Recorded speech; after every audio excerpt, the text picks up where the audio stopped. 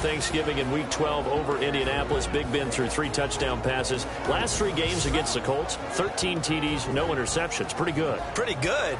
Excellent. I mean, something.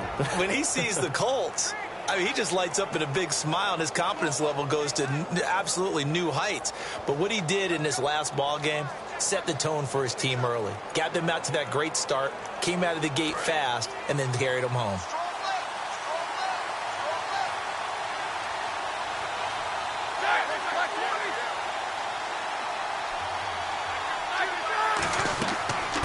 Here's the first carry for Le'Veon Bell. And down he goes, but he takes it up to the 40. Give him 10 yards on that one, and that'll earn him a fresh set of downs.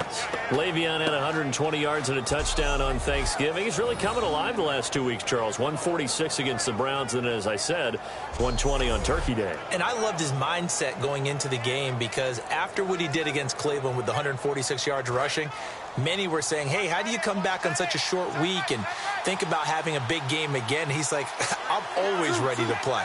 I can't wait to get out there on Thursday, and this will have no effect on my performance going forward. He was exactly right. And he'll push this forward only to about the 42-yard line. 2 yards on the pickup there. It'll be 2nd and 8. On your screen now, here are the offensive starters. At wideout, Antonio Brown is certainly someone that the defense always has to account for. Without a doubt, a true #1 receiver. It doesn't matter to him how defenses want to cover him. He sees it as a challenge and knows how to defeat them. 2nd down following the run.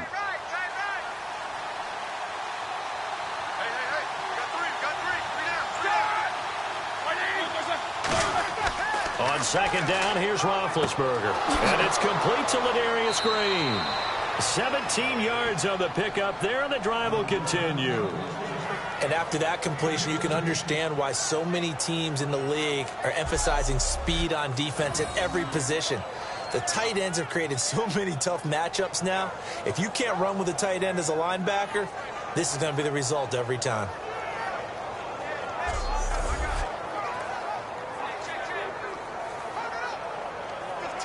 Offense comes to the line now, 1st and 10.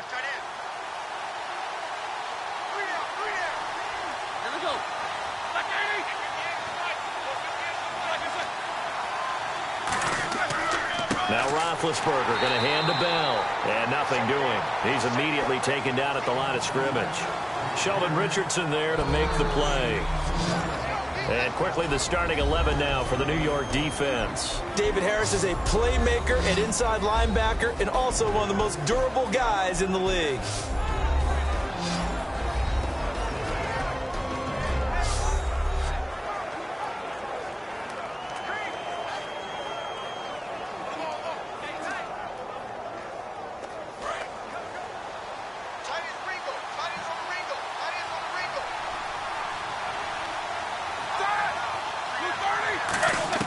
Now Roethlisberger to throw on 2nd down.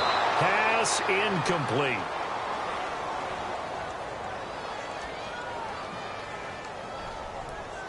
Holding. Defense.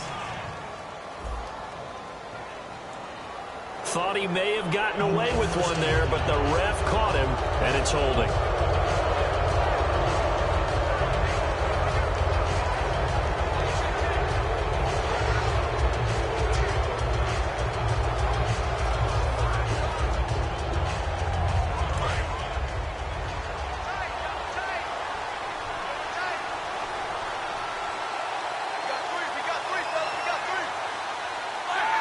So a defensive brain lapse there and an encroachment penalty. Sometimes when you don't watch the football and make sure that it's snapped, you're watching the offensive player, and they can influence you occasionally and look like they're getting ready to move, and the officials don't detect it.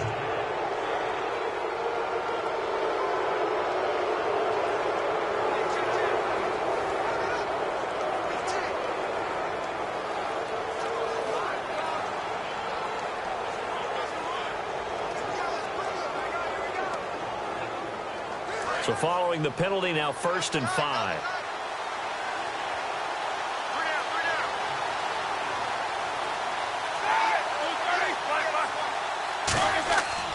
After the penalty, it's Bell. And he'll fall forward to the 29-yard line. And just a yard on the pickup there. It'll be 2nd and 4.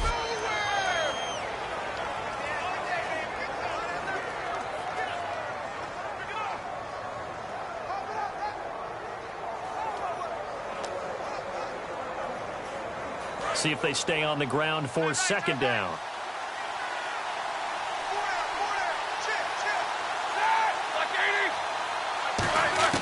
On 2nd down, Roethlisberger. Wide open receiver, complete. And he'll be brought down inside the 20 at the 19. They get 9 out of that one, and as a result, the drive continues. Nothing flashy there, the slant to the slot. Oh, and the frustration for the defensive guys, because it's a quick play, and you know it's going to be a bang-bang play in terms of the throw and the catch, and then he's able to absorb the contact and complete it.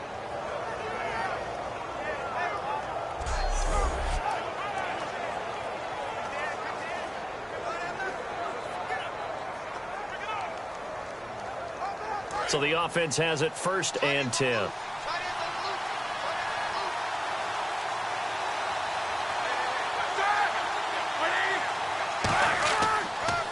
They'll run it for the first time with Williams. And he'll get this down only to the 18. Give him a couple on the carry there. 2nd and 8.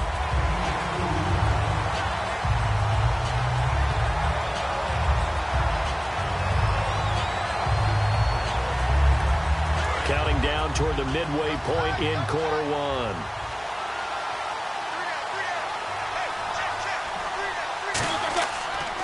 On 2nd down, Williams. Looking for a seam, but finding none. He'll get back to the line of scrimmage, and that's it. They'll lose a yard that time, and that's going to lead to a 3rd down. They tried to run the counter, just that the defense wasn't fooled. And when they're not fooled, you see the end result, because what you're doing there, you mentioned the counter. You're using your offensive linemen sometimes to pull or move to influence the defensive front to go in that direction and create the space back in the other side and block it appropriately. But you're exactly right. Didn't move him. Sat there waiting for him and made the play. And he's going to be out of bounds down inside the 5 at the 4. It's a really nice 15-yard pickup, and now it's 1st and goal. If you run an out route, it's likely you're going to end up near the sideline. And what did we just see there?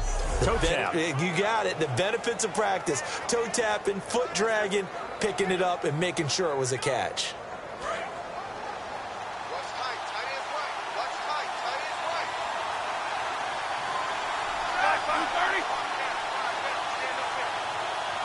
And the offense inside the 5 here at the 4. It's 1st and goal. And he'll get blown up behind the line of scrimmage. Back at the 6. That's going to go as a loss of 2, and it'll be 2nd down.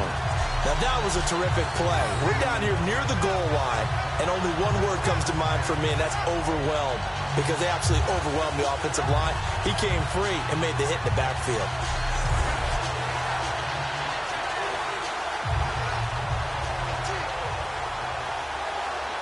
Just play after play after play on this long drive for the offense.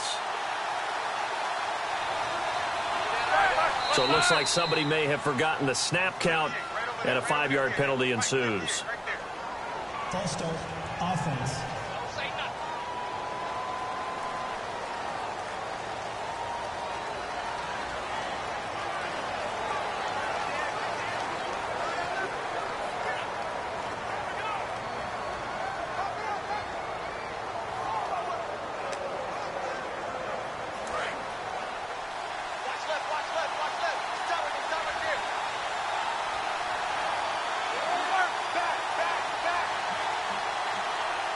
Second and goal as the offense looks to try to punch it in. And he'll get this one down to about the 10-yard line.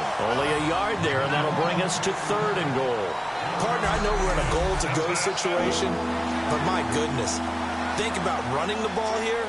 Not even a thought, is it? Defensively, they're in a prime spot. And I think the defensive guys are probably expressing themselves to them as well.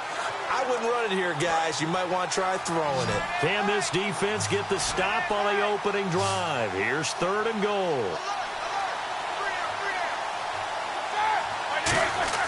On 3rd and goal, Roethlisberger. That is caught at the 7-yard line. Just a 5-yard pickup, and it leads to 4th down. And when you're playing a quarterback with some experience and some moxie, you enter the danger zone when you decide to blitz him, because if he's able to diagnose as he did on that play, he can hurt you downfield. He reads defenses so well, doesn't he? He really does, and the best part about that play for him, I don't think that was his primary target. I don't think so either. I think he had the read, figured out where the blitz was coming from, and went to a secondary target for a really nice game. And Boswell's kick is good. And the Steelers will jump out to a 3-zip lead. So they get 3. They were hoping for 6. An unlucky number 13 play drive. Well, you go to the sideline after putting 3 points on the board, happy, but you wanted to be ecstatic. You wanted to have 6 on the board. On the opposite sideline, though, the defense, I think they're high-fiving each other, only giving up 3 after letting them run that much offense.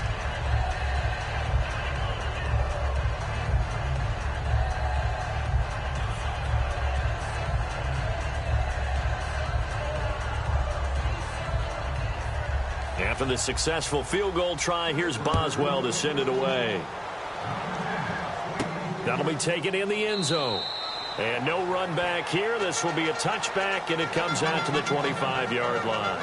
So now here comes the Jet offense as they get ready to take over. And they're led out by their mobile quarterback out of West Virginia. It's Geno Smith. Geno Smith has always loved the game of football. Dissects a lot of film, really is invested that way, has a good live arm. Should use his feet a little bit more to help himself out. His mobility never in question, but he likes to stay in the pocket and not leave it.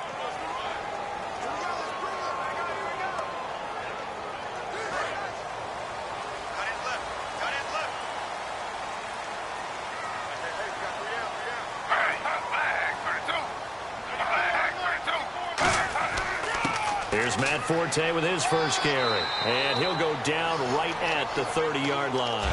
5 yards is the tally on first down. That brings up 2nd and 5. And the quarterback, he's got some big threats at wideout. And they seem to get bigger all the time, don't they, Brandon? Every time I look out and watch a game, we're getting these bigger, more athletic, acrobatic receivers. We have some today.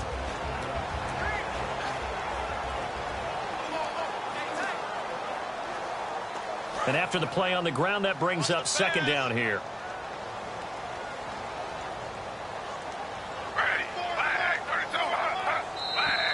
Now whistles come in before the snap. Looked like one of the Jets may have moved.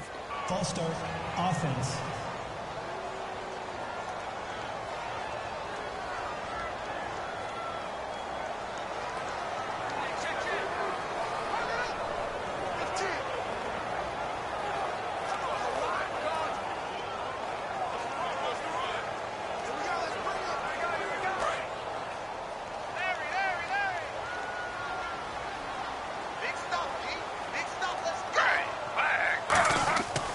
Following the penalty, it's Forte. And they're able to get this one across the 35. 12 yards there as they move the chains.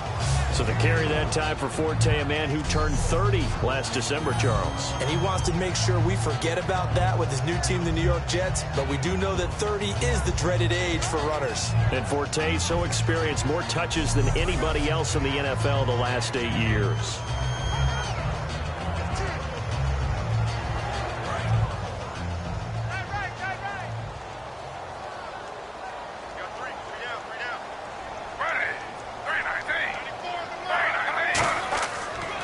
First down, this is Forte. And he stopped immediately there. No gain on the play there, 2nd down.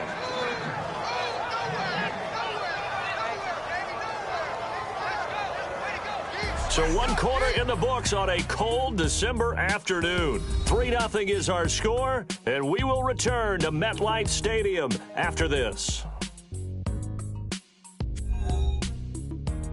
The NFL on EA Sports is brought to you by Head & Shoulders. Shoulders were made for greatness, not dandruff. With Charles Davis, Brandon Gaudin with you. It's the Jets in possession as we begin quarter number 2 here. They've got it 2nd and 10 to start things out.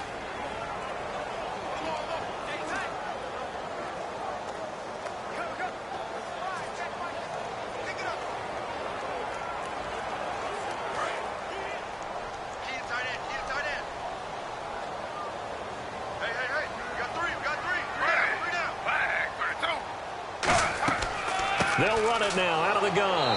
And unable to get downhill there as he'll take this up to about the 37. Give him 2 on that run, and they're still left looking at a 3rd and about 9 to go.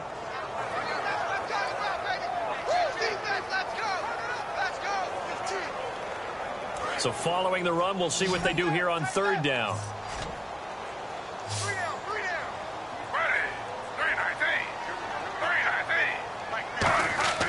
Throwing on 3rd down, Smith. Surveying the field.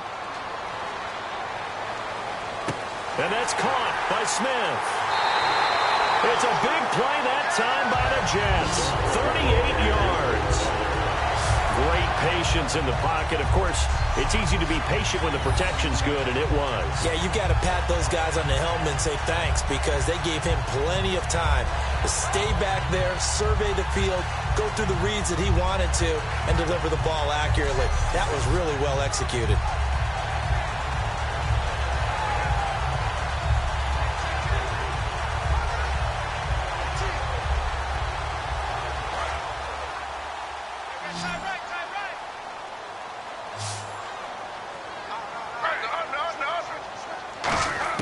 Now Gino on 1st down. To Decker over the middle. And they've got it inside the 10 at the 8. That one good for 17 yards. And now they've got it 1st and goal. Quick pass play there on the slant, Charles. Works out well for the offense. The offense loves it. The defender hates it. Hard to get through the body of the receiver to get to the football trying to cover a slant. And the next snap coming inside the red zone here.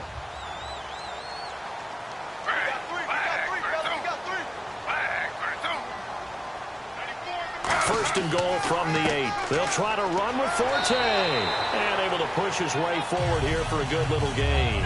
A nice pickup of 6 there to get him closer to the end zone, and it'll be 2nd and goal. This drive is turning into an extended one, and the guy carrying the ball, he's becoming more like a body blows guy. Every carry is putting some damage on the defense. So after a while, I'm not too sure how many guys are going to want to run up and tackle him. To throw on 2nd down is Smith. Got a man, it's caught. Touchdown, Jets. Kimbrel Tompkins, a 1-yard touchdown reception. And the Jets have taken the lead. And down near the goal line here, they're able to throw it in. And the key word, quick. Quick hitter, out of his hands fast, into the receiver's hands even faster.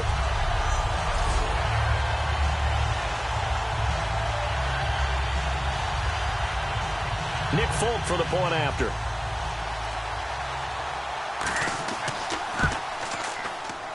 And this is up and good to make it 7-3. So that drive in total 8 plays. And it ends with a Jet touchdown.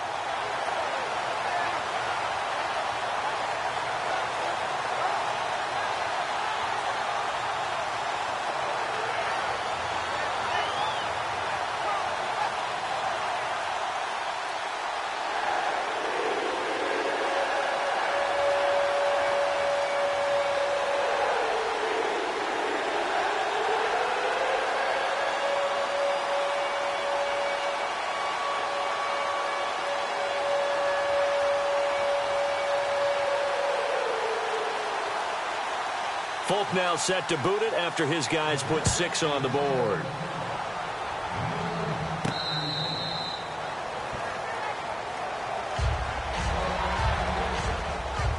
As the Steelers trot back out for offense, Charles, wanted to ask you about the AFC North. They're tied with the Ravens through 12 weeks at 6-5. But just because of the kind of the mystique of the Steelers, you get the sense that this is their division to win. The mystique and Big Ben at quarterback. Because I think that when you really analyze it going down the stretch, people I talk to around the league, they all still feel that the Steelers at the end of the year will be atop of the AFC North because Big Ben provides the edge that they need.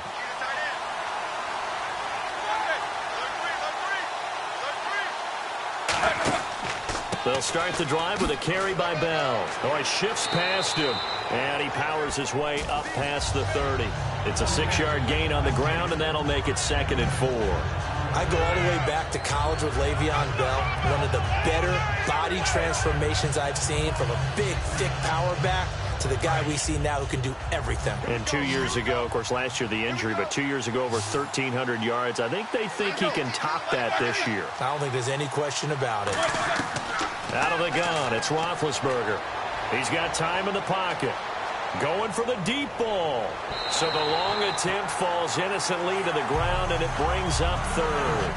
Sure, that pass was incomplete as they made an attempt to get a big one downfield.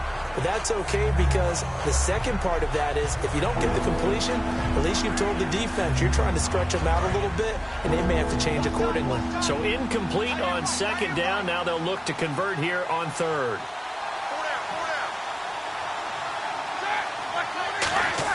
To throw here, Roethlisberger. Over the middle here to Brown.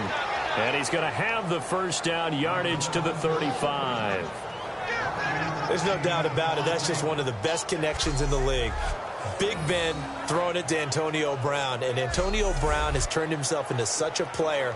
A low-round draft pick, but you can't beat his determination or work ethic. And Big Ben welcomes that. And Big Ben won a Super Bowl at 23, youngest ever to do so, has never looked back. Now a first down carry by Bell. And he'll be taken down, but not before he gets into enemy territory. 17 yards on the pickup there. The drive will continue. It's a first down. And an electric scamper there from the second-round pick in 2013 out of Michigan State. And how about the way he's remade his body in the NFL? You remember him back in Michigan State? Big, thick, bruising runner. Yeah, he had some speed, he had some agility, but now he's slimmed down and he's gotten even quicker, which has led to more runs like the one we just saw there. And they'll keep it on the ground with Bell. And he's going to get this one down near the 45-yard line. 3 yards on the pickup there, and it'll be second down.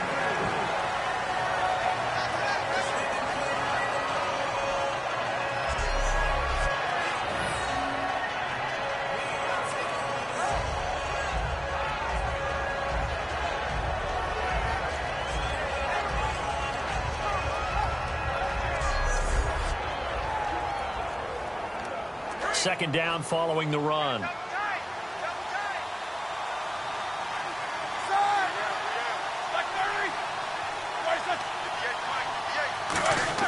They'll fake the give to Williams. Now it's Roethlisberger. And he checks this one down to Williams. A gain of 4 on the play. And they're going to face a third down. And that's one of his advantages of a passer, is it not? With his height, setting back there in the pocket, firing it over the middle, he can really see everything clearly. It is, and I know that other quarterbacks get it done different ways, all right? You don't have to be his height to make a great play, but what he does is he takes away having to make those slide steps in the pocket to find angles to throw the ball through. He just throws right over the top of it because he can see everything, and sometimes that saves time and gets the ball to a receiver quicker. And he will have a first down as they get him to the ground at the 37. It's nice every now and then in this game not to see people overthink it. Just hand it to the old reliable guy. Let him pick up the first down.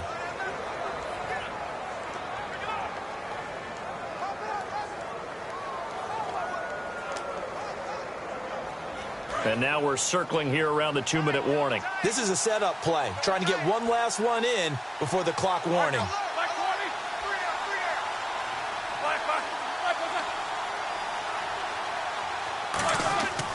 Back to the ground, this time with Bell.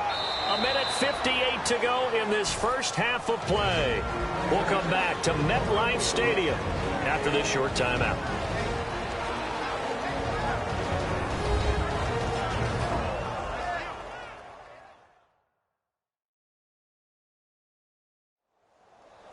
A reminder, coming up at halftime, while the two of us head for warmer areas of the press box, we'll be sending you to Orlando, where Larry Ridley will have highlights and analysis of this first half. Send me to Orlando, please. Don't be so soft.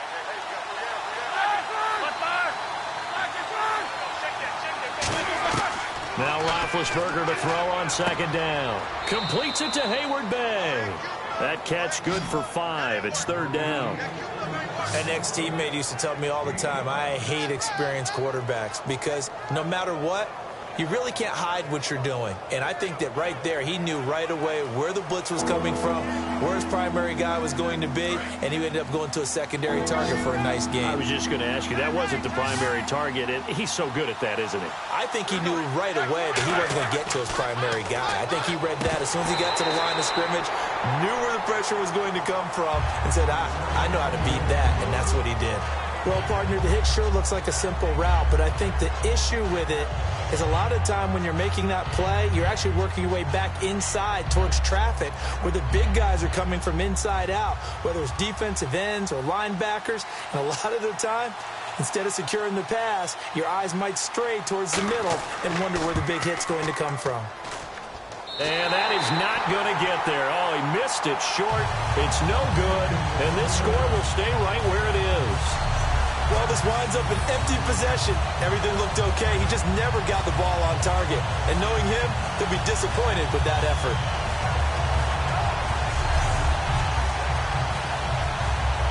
Now the Jets offense gets ready to head back on the field. And that last drive, a long drive, but not just that, they had a great air attack going. Do they stick with that? I would think that they would, because if they were confident enough to do it on the last drive, starting backed up in their own territory, why would you change anything? They've got to be confident about what they're presenting and continue to do so. Yeah, because the secondary, they really look clueless. And that was amazing because that drive went and went, no adjustments and no big plays by the defense to knock the ball away. Now a first down throw, it's Smith. And he hits on the slant route to Marshall. A good pickup there, 8 yards on the first down completion. Simple slant route, and it works to perfection. And when you're a big-bodied receiver, you use it like it's a basketball play. Body the defender away and catch the football. Offense in a good spot here, 2nd and 2. They'll come out in the pistol. Here's Smith now on 2nd down. Sets up the screen to Forte. And he'll go down right around the 47 this time. So the screen good for only 2. Now it's 3rd down.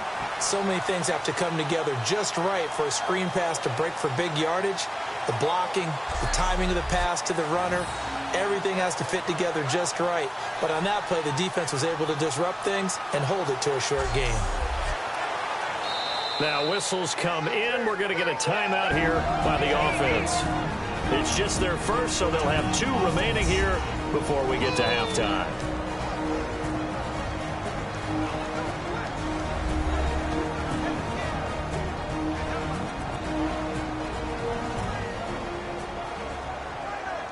And welcome back. The offensive unit, they took the timeout. And now they get set to line up as we resume action.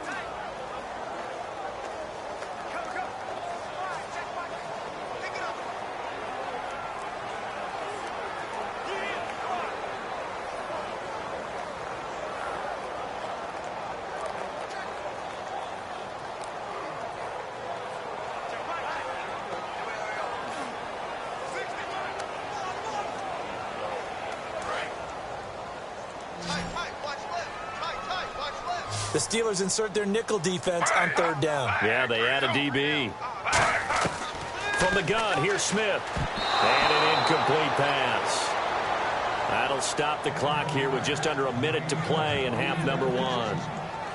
I have to say that was a surprise call on 3rd and inches. I thought they'd try and run the football there, but you got to believe they thought they'd surprise the defense and pick up something downfield, but that one goes incomplete. Now the rookie from Sam Houston State, Lachlan Edwards, on to punt it away.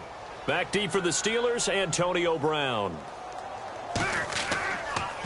He gets it away, and I think they'll smartly play keep away here from Brown. Back out onto the field now. Here comes the Jet defense. And the last time, remember, they forced a field goal try, and it was no good. So it was a big win for them. A huge win for them, because anytime you have an empty possession or you force one, you feel great going off the field. And probably a little chatter towards the kicker like, hey, nice miss, my man. Let's see if that affects him the rest of the game.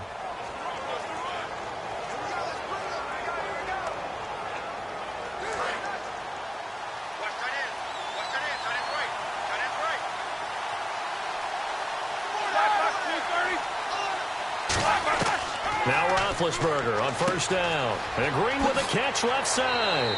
And he gets this one just shy of the 40. They'll mark him down at the 39. Now hold everything here. We're going to get a timeout by the offense. It's just their first, so they'll have 2 remaining here before we get to halftime. And we're back. The offense had a chance to talk things over. We'll see what they come up with here on this next play.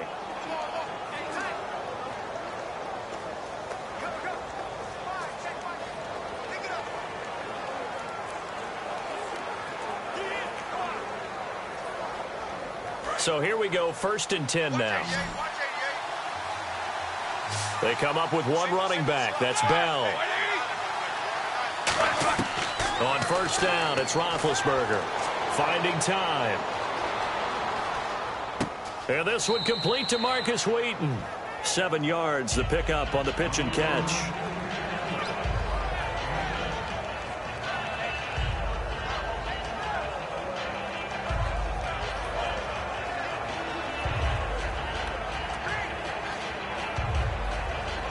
So they complete the pass, and now they face a 2nd down. They come out 5 wide, 3 of them to the right side. On 2nd down, Roethlisberger. Man open left side is Brown. And he's brought down. Now whistles come in. We're going to get a timeout here by the offense. So that means they're down to 1 remaining here as we head toward halftime.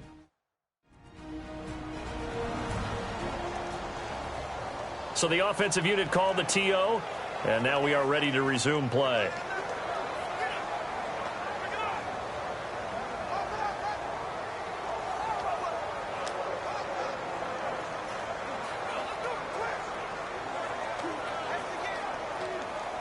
First down and 10 now for the offensive group.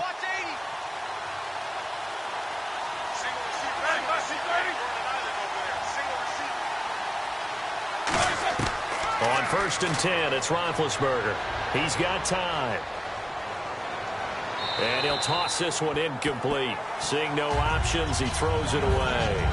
Not too many things get to a quarterback of this magnitude, but I think it's safe to say that pressure can get to any quarterback. Now, he's obviously a great franchise quarterback, but felt the pressure, threw it incomplete. And on 2nd and 10 now.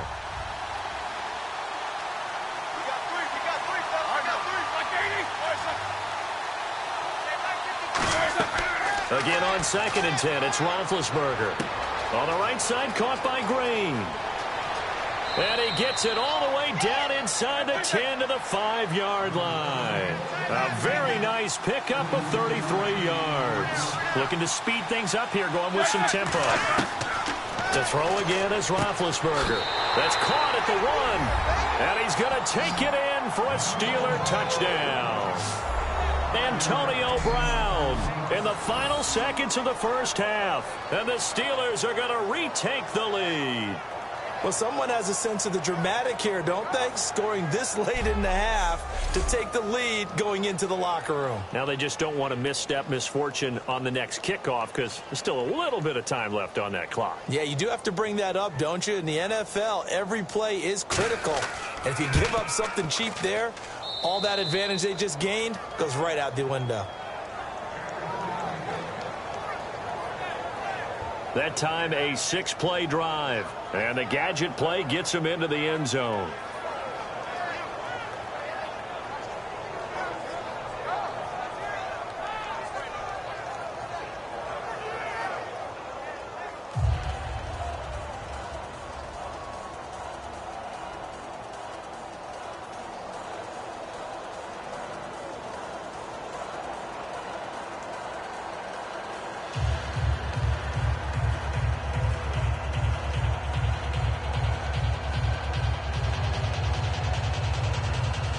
Boswell now to kick it away after the touchdown. And it's a short kick taken out beyond the 20. And they're going to start this drive in pretty good shape as they get it up past the 30.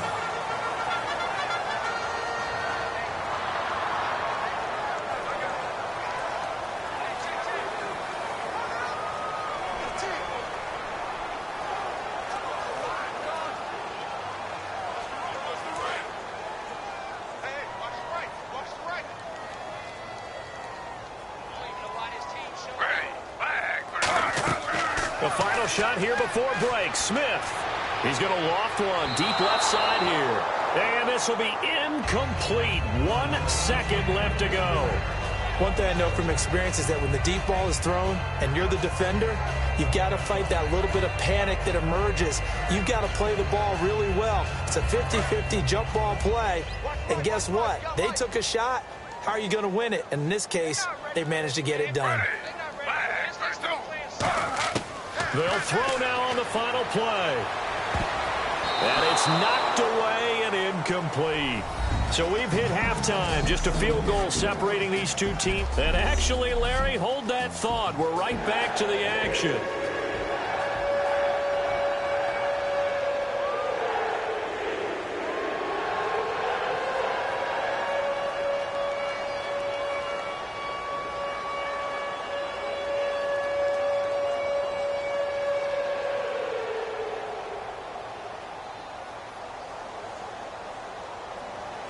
Both teams appear ready for the fight ahead, and we resume action here in quarter number 3.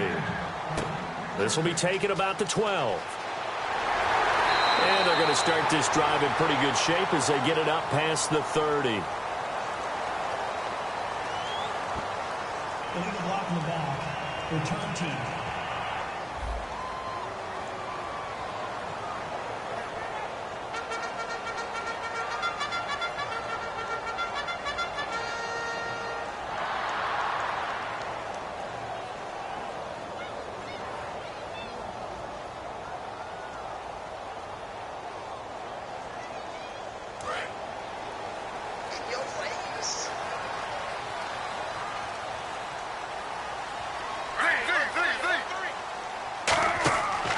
They'll give it up to Forte. And he'll get about 3 as he takes this up near the 25. The tackle made by the linebacker, Arthur Moats. Yeah, that wasn't a big run, just a short one there. But guess what? Sometimes you treat it like boxing. You throw that jab out there, and you throw it again, then you come with a big punch later. Maybe they're just trying to set them up. See if they stay on the ground for second down. Again, we'll see the pistol here. Again, they run. Again, it's Forte. And they're able to get this one across the 35. A really nice pickup of 14 yards, and it moves the sticks. The more football I watch, the more I want to check and see if teams are going to panic when they're down on the scoreboard. And this team has shown no signs of doing that. A lot of the time, they come out after the half. Things haven't worked so well in the first go-around. They want to throw the football like crazy. But the way to open up throwing the ball is to run it. And they've run it well here to start the second half. Now Gino on first down. And a diving grab. I think he got that. Yes. It's a 10-yard pickup, and it moves the chains. I know it looks like fun to guys like you and me. We're up here in the booth and everyone watching on television, but are you kidding me? In the snow, that type of a play, in the cold, you know that had to hurt to make that play. I'm just mad he didn't make a snow angel while he was down there. Opportunity missed. 5 wides in the game, 4 of them to the right side. Now a first down throw. It's Smith. Over the middle to Smith. And he'll get it down here to the 43. A good pickup there. 8 yards on the first down completion.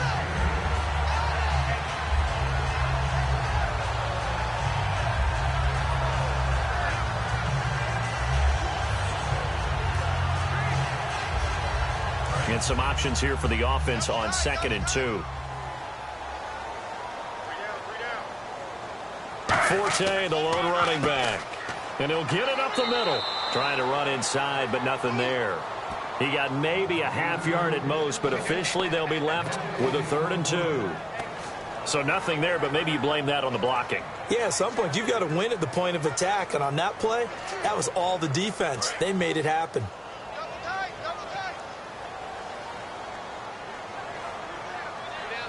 They come up in an offset eye. 3rd and 2, Smith. And he finds Jason Morrow. And he gets it to the 32. Good enough for a first down.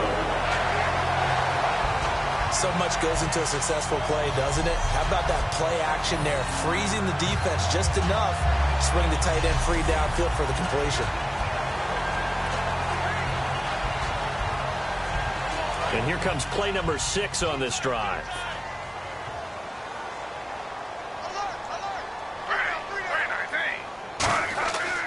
A give. This is Forte.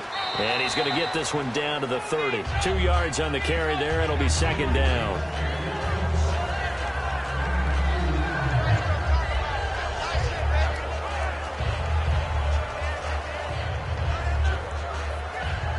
So the offense looking at a 2nd and 8.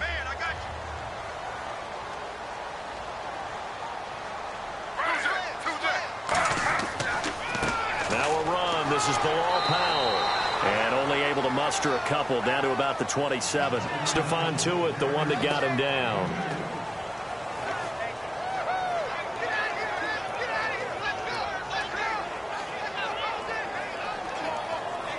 So it's 3rd and 6, and this will be the 8th play of the drive.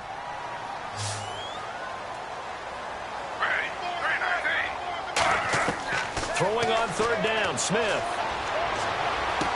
And he's got a man open. That's Marshall. And he will have the first down inside the 10 to the 9-yard line. He's such a good route runner. Shows it there on 3rd down. Very proficient and a good pass. And you know what I've observed over the years in the NFL?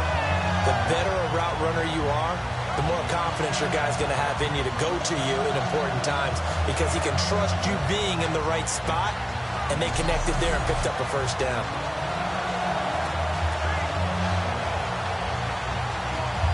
And now inside the red zone, the offense will operate.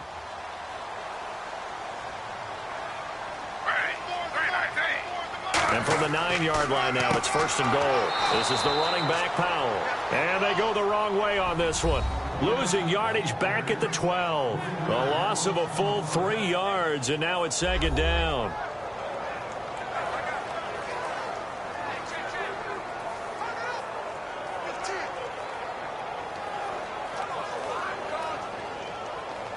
And a really long drive here, and it goes on and on.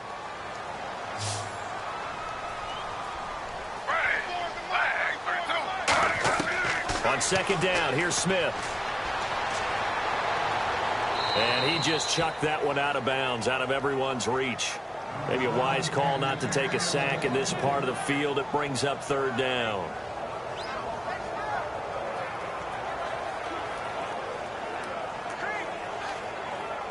And now for the offense, this is play number 11 here on this drive. And let's see, 6 defensive backs out there. They're in the dime here on 3rd and goal. From the gun, here's Smith. This will be caught at about the 6. They do get 9, but it leads to 4th down. When the hitch route is run really well, that jab step off the line of scrimmage by the receiver, which is designed to back up the defender and give him a little bit of space, all you want there, get that space, catch the football, and then make a move and pick up extra yardage, and that's exactly what he got done there.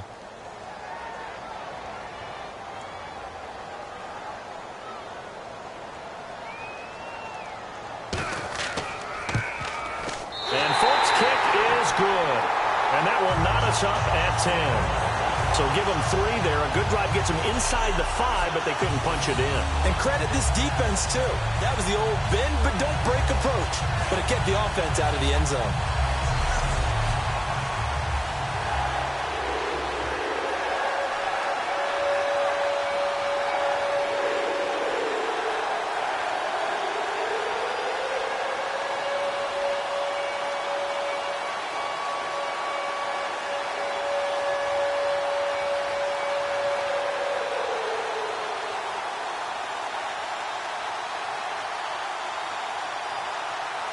So a tie ball game here as the kick's away. This will be taken to the back of the end zone.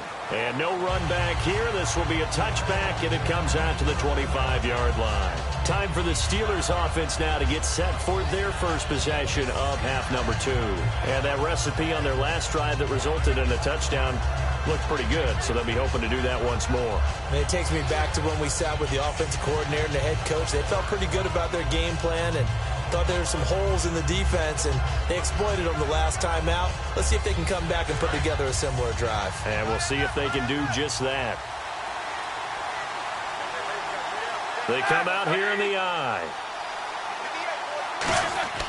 They'll start out on the ground with Bell. And running room scarce here. He's going to be stopped in his tracks at the line of scrimmage. Credit him with a 1-yard gain there to make it 2nd and 9. That's a really nice play, be able to stack that one up. When they get back in the huddle, he's got to tell his guys up front, great job. They kept people off of him, allowed him to run free, and make the hit on the runner. Filled the gap nicely, kept him to just a 1-yard gain.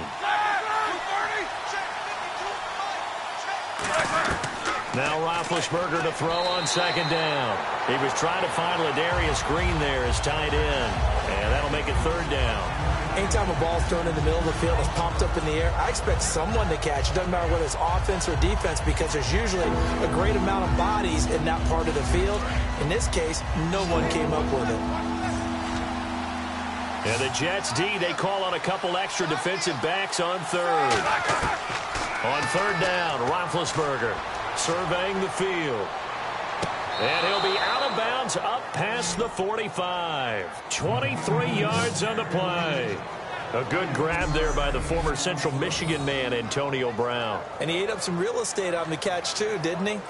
I think the most impressive part of it, though, if there's a chance for him to get the football, even though he was covered well, he somehow finds a way to get it.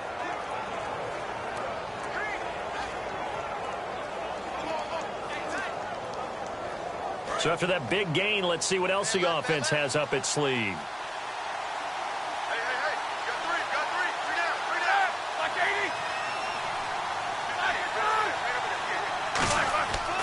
Roethlisberger with a give to Bell. And he's going to be met at the line of scrimmage and taken down. Just a yard on the 1st down carry, so it's 2nd and 9.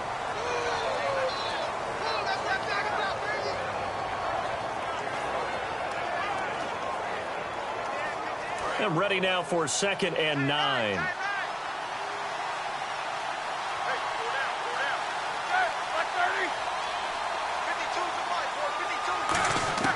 On 2nd down, Roethlisberger. He's got time in the pocket. And did he get the feet down? No. They'll say he did not. It's incomplete.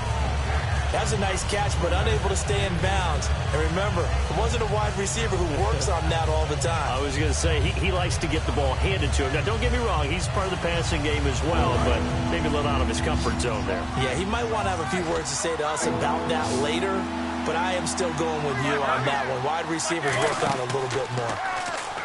Now it's Roethlisberger. He's going to loft one deep left side here. And is this intercepted? It is. It's intercepted. Picked off by Buster Skrine. And his guys are going to have the football back as the 3rd quarter comes to an end.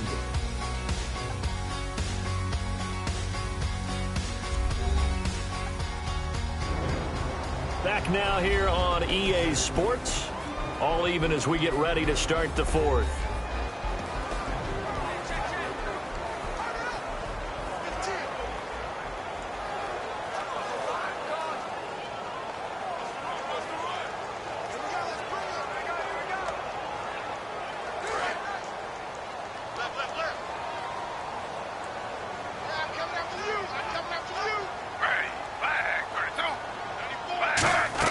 The drive begins with a run by Forte. Fights forward for only about a yard up to the 21.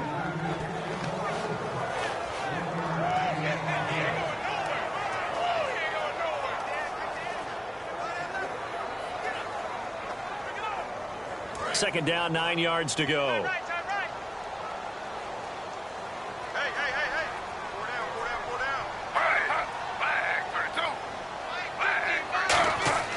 They stay on the ground. Forte again.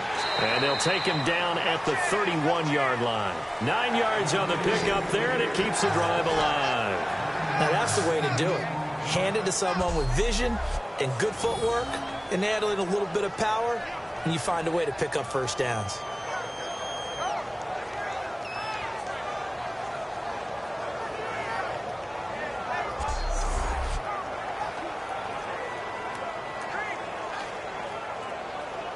So the run moves the chains, and here we go on 1st down. Forte, the lone running back. And they'll get it up the middle. Found a little room there as he's up to about the 37. It's a 6-yard pickup, and it gets him to 2nd and 4. And that looked like some pretty easy yardage there right up the gut. And he's a guy that has some height to him. So when you don't have to drop a shoulder or create or get through contact or trash, makes it a lot easier to stay upright, see the field, and make a run as we just saw there.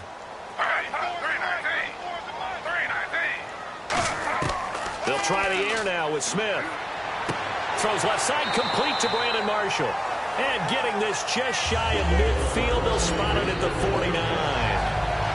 Barney sold the go route really well. Thought he was going deep, then curled it back inside for a nice completion. DBs love when they pump the brakes, don't they? Yeah, that's really a whole lot of fun. It's almost like you said, listen, if you're going to sell the go, just go. Well, let's see who's faster.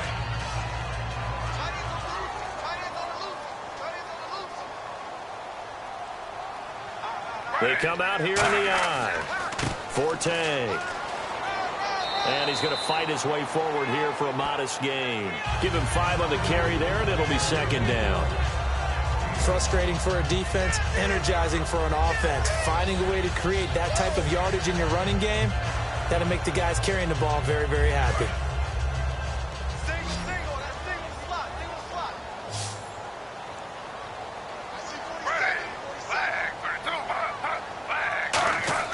They'll fake the handoff. Now Smith. Complete to Amaro on the right side. Give him 12 yards on that one. It earns him a fresh set of downs. When you execute a drag or a crossing route really well and give them a chance to let it develop a little bit, you can gain some significant yardage hitting your tight end on that one.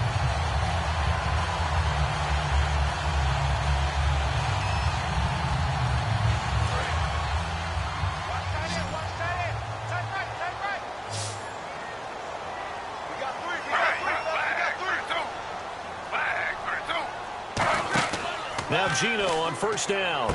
Right side, there's Decker. Give him 11 on the gain there, and it'll be a New York 1st. I like watching the wide receiver screen because it's a real teamwork play. Because guess what? The guy catching the ball, he'll get all the credit. But how about the people up to block in front of him, either fellow receivers or offensive linemen? That makes that play a really nice timing play, and sometimes it can break big. Fresh set of downs here.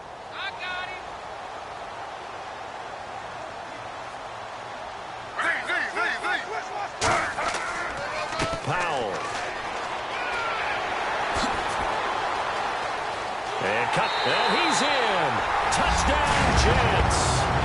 Bilal Powell, a 23-yard run. And the Jets are going to take the lead.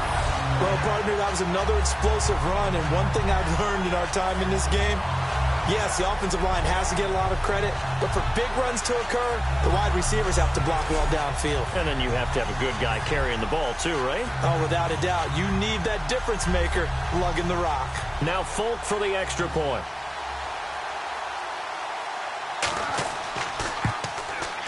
He's got it as they go up by a total of 17-10. So an 8-play drive covering 80 yards. And the last play, a really nice run that culminated in the touchdown.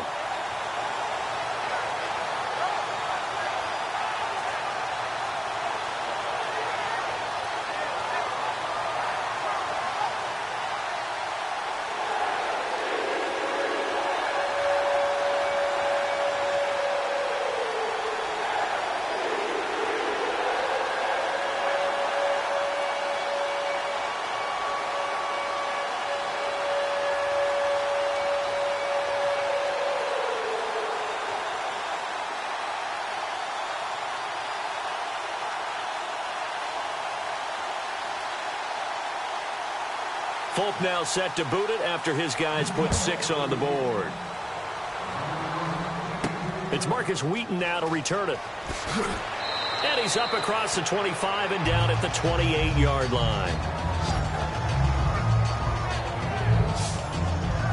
We focus our attention now on the Jets defense. And the interception the last time they were out there ended up leading to a touchdown. So the only thing they didn't get really was the pick six, because that's what everyone wants. Take it immediately to the end zone, but their offense capitalized on the takeaway and turned it into the 6 points they were looking for. Yeah, set them up pretty, got the touchdown. Now they're back out there defensively.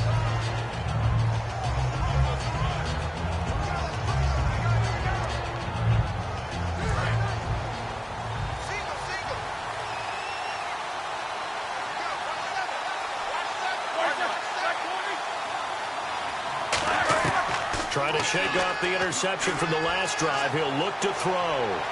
They'll be taken down. The Jets get in there for the sack. The Pro Bowler, Muhammad Wilkerson, in there to sack him for a loss of 6. He was trying to keep his eyes downfield. Nobody came open.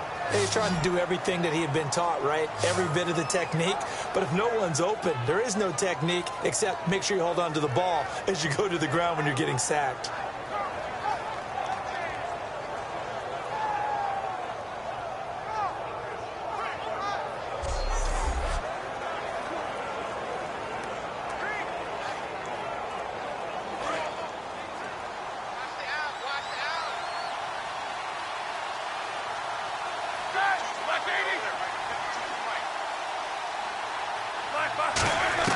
Now Roethlisberger to throw on second down. Finding time.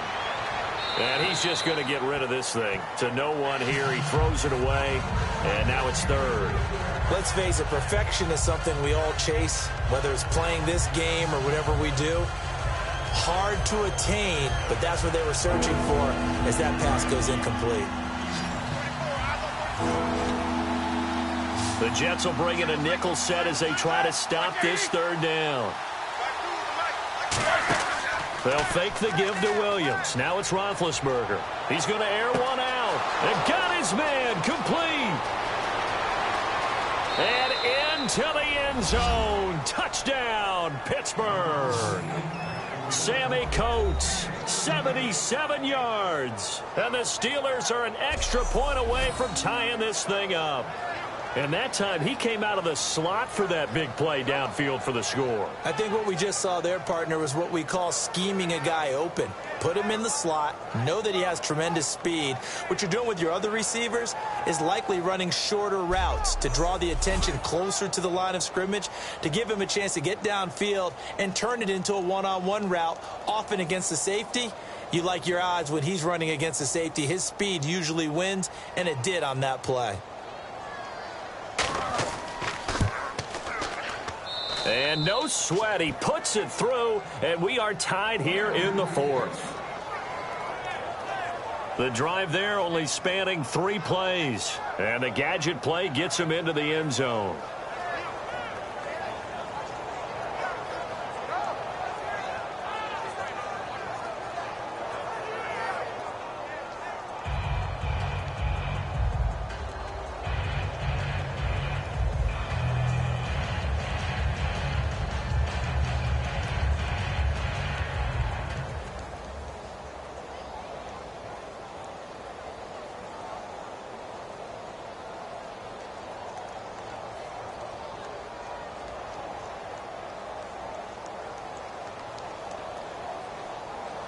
Set to go now with the kickoff. These two teams all even again as we continue in this wild fourth quarter. That's fielded in the end zone.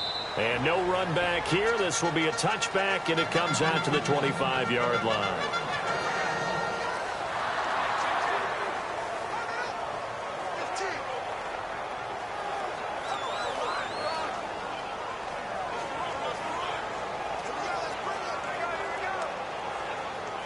Now the Jets offense, they get ready to head back onto the field. And that last drive was very, very balanced, pretty methodical. You think they go that route again? I'm always of the school that until they stop me from doing something, I'm going to continue. And I think that that's exactly what they'll look to do. But the beauty is the balance that they've created sets up opportunities for big plays. Looks like a run, turn into a play action, and throw one deep. Let's make this one simple. What a catch, especially the finishing part of getting his feet in bounds, toe tapping, and of course, foot dragging. A little tapestry, if you will. Oh, I like it.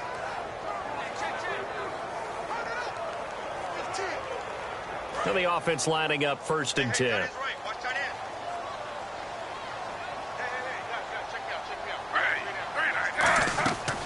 They'll run it now out of the gun. And taking it across midfield and inside the 45. They pick up 12 on the play there, and they move the chains. I thought guys that were over 30 weren't supposed to run the football this well in the National Football League. How about that veteran leadership? A big-time run combined with some nice blocking by his offensive line, showing that the ins and outs of being a veteran still has his place in this league. His odometer is not totally turned over yet.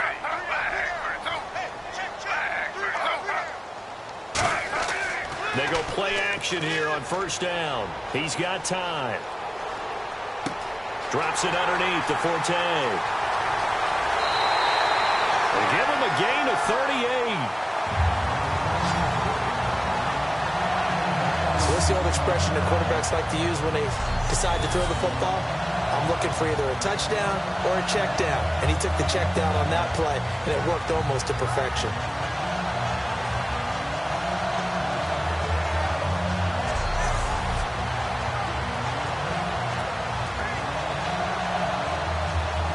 So after that big play, let's see if they can catch their defense maybe on their heels.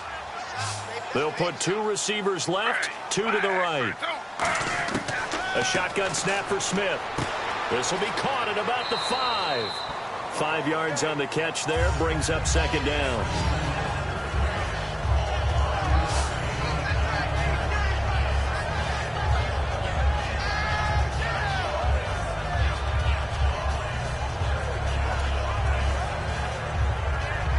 Hitting the home stretch here in a great game, a tie game. Let's see if the defense can get the stop they need to get the ball back.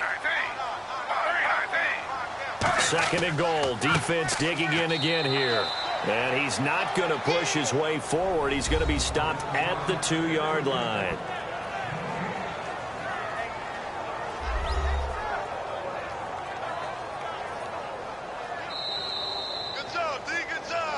Time for a break. We'll come back and see how it all shakes out after this.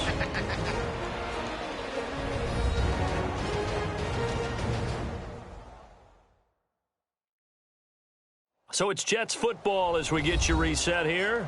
They've got a 3rd down, but they are in field goal range already.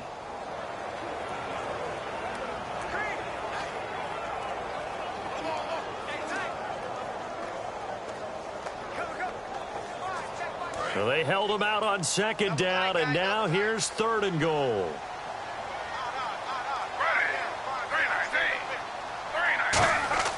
On the ground, Forte. And he's into the end zone. Touchdown, Jets. Matt Forte taking it in from a yard out. And the Jets are going to take the lead. And there's the go-ahead touchdown. And so likely will kick an extra point. But to me, I'm looking forward. Special teams now with your kickoff, and then your defense, that's where the pressure shifts. Yeah, because there's plenty of time left on that clock. Anytime you're over a minute in the NFL, there's a chance. And it would appear they're going to get out of here with a come-from-behind victory. So that drives 6 plays, 75 yards. And it's capped off by a Matt Forte touchdown run.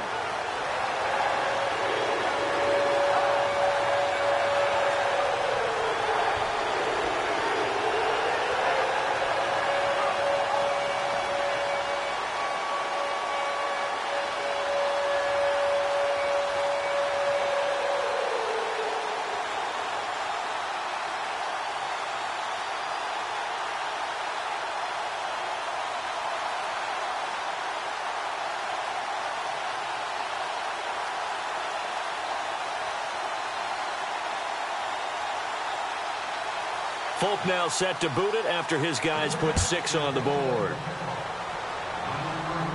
This is taken near the 13. And they're going to start this drive in pretty good shape as they get it up past the 30.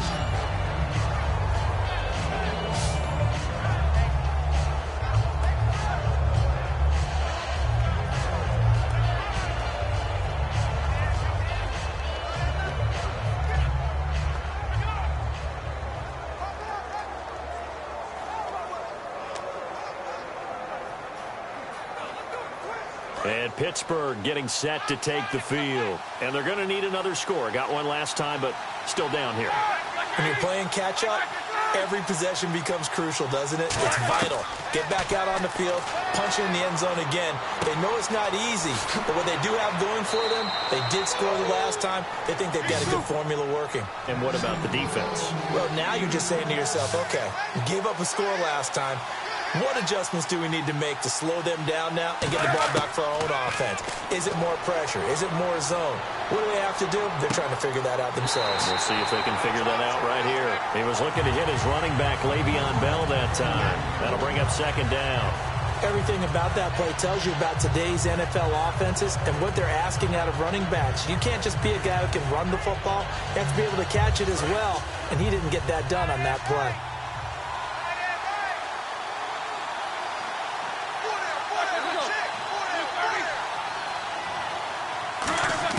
He'll look to throw.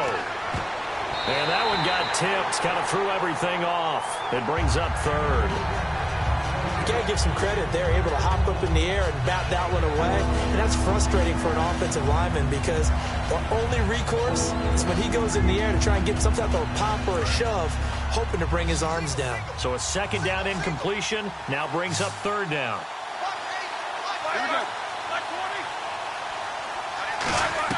They'll look to throw.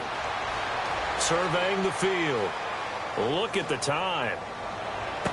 And he locates Wheaton complete. And he'll be taken down, but not before getting this inside the 30. And the offense moving quickly to the line. Back to throw. He's got time in the pocket. And he checks this one down to Williams. And he'll be brought down inside the 20 at the 19. That one good for 10 yards. And that'll bring up a second and just about a few inches here. Back to throw.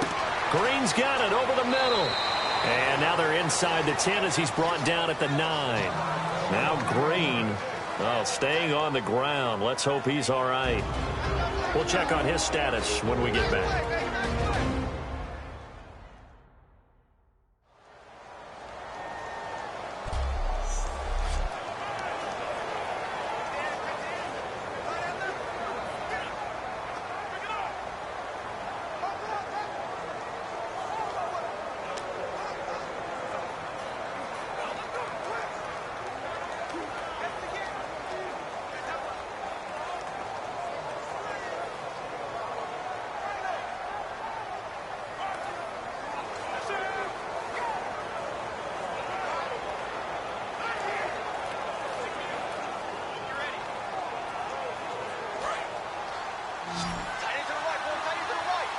It's a 5-receiver set. 3 to the left, 2 to the right.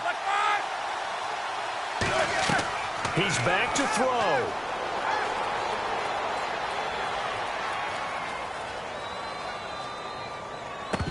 And incomplete, he dropped it. Maybe a rookie mistake there. Second down. We know it's not an easy job to go out and catch passes when people are trying to tackle you and knock the ball away. But the bottom line is, that's a pass he's got to have and a pass he should have caught.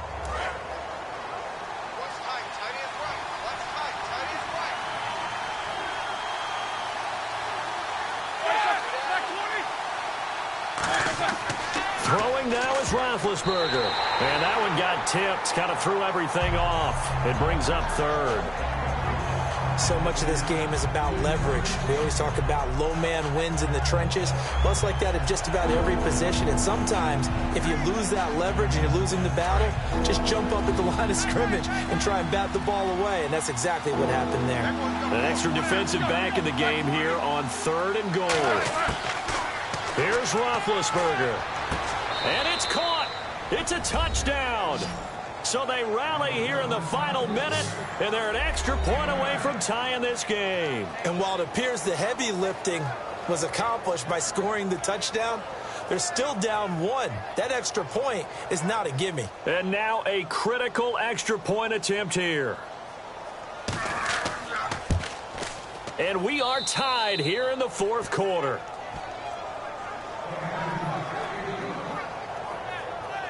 That time a 9-play drive. And it ends with a Pittsburgh touchdown.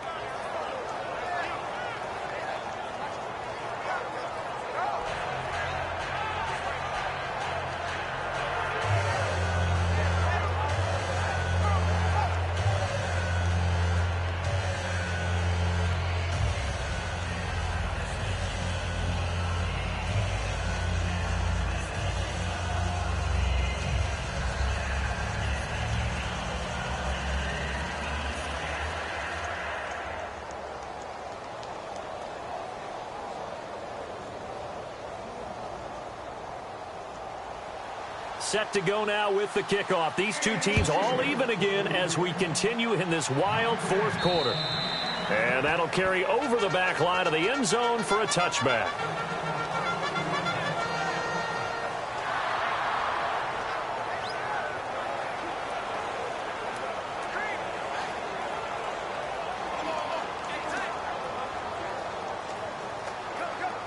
The Jets offensive unit ready to get going here. They have a little bit of time here to get into field goal range. Not much. A tie game, you don't want to do anything crazy, right? I agree with you on that one. Risk reward, okay? If you go for it, what is the absolute reward on this? But the risk is probably greater. Run the clock out, get to overtime, and try and win it there. All right, we'll see if they do just that.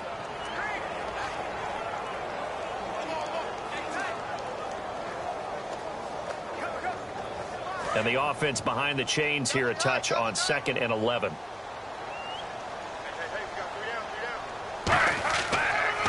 Now a run with Forte.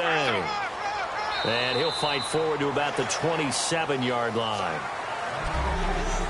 And here in overtime, if the team that receives the ball scores a touchdown, it's over. If they don't, we can still have some more football. That's exactly right. If they go down and kick a field goal, the other team gets a possession to either match it or score a touchdown to win the ball game. If both teams kick field goals, the next team to score wins. But if the receiving team throws a pick six or fumbles the ball and it gets picked up by the defense and they score, the game is over at that point.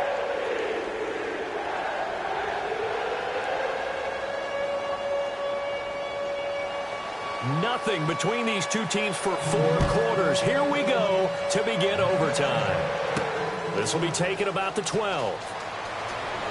And they're going to start this drive in pretty good shape as they get it up past the 30.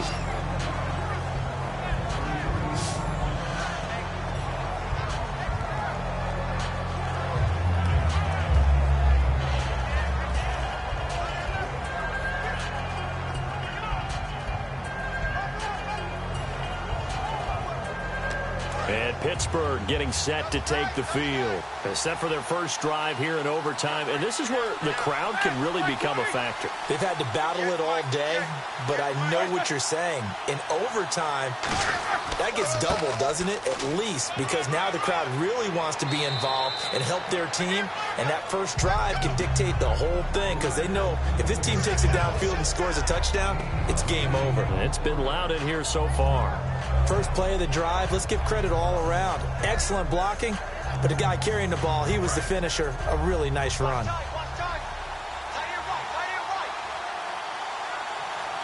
They come up with one running back. That's Bell. He's going to get the football. And he'll be brought down, losing yardage back at the 40. They'll lose a yard, and it brings up 3rd. On offense, the guy that you want to have the best eyes on the field are your quarterbacks. So you can see everything pre-snap, and then, of course, as the play develops. On defense, oftentimes it's the linebacker. And on this play, his eyes took him right to the ball. Then he made a nice tackle. And they brought in an extra defensive back here, so probably not expecting a run on 3rd and 3. A good call. And he dropped it. Now it was tipped. Altered the ball a little bit, but he dropped it. And now 4th down. But, partner, anytime someone tells me that fundamentals are leaving the game, I'm going to show them this play because they couldn't get to the passer. So what do you have to do? Get your hands up in the passing lane, and they batted it away on a 3rd down attempt.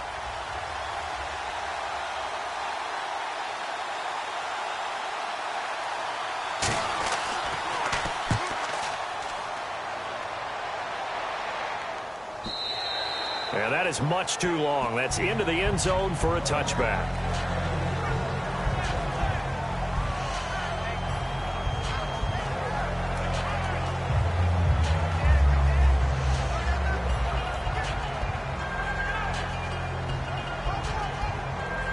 And New York set to take the field. Their defense did its job, got the stop. All they need is 3, and this is over.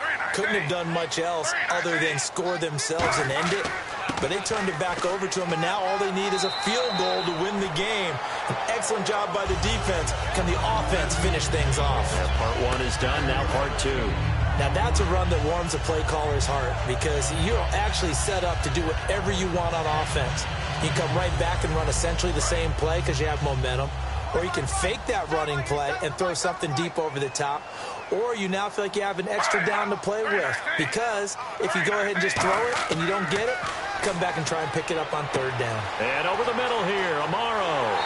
And he'll be taken down, but not before he gets into enemy territory.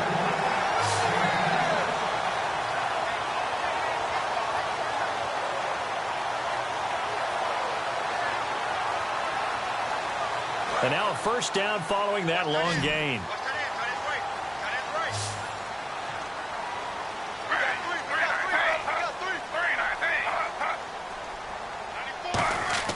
On 1st and 10, Smith over the middle, and it's caught. Brandon Marshall. The completion good for 3, and it's 2nd down.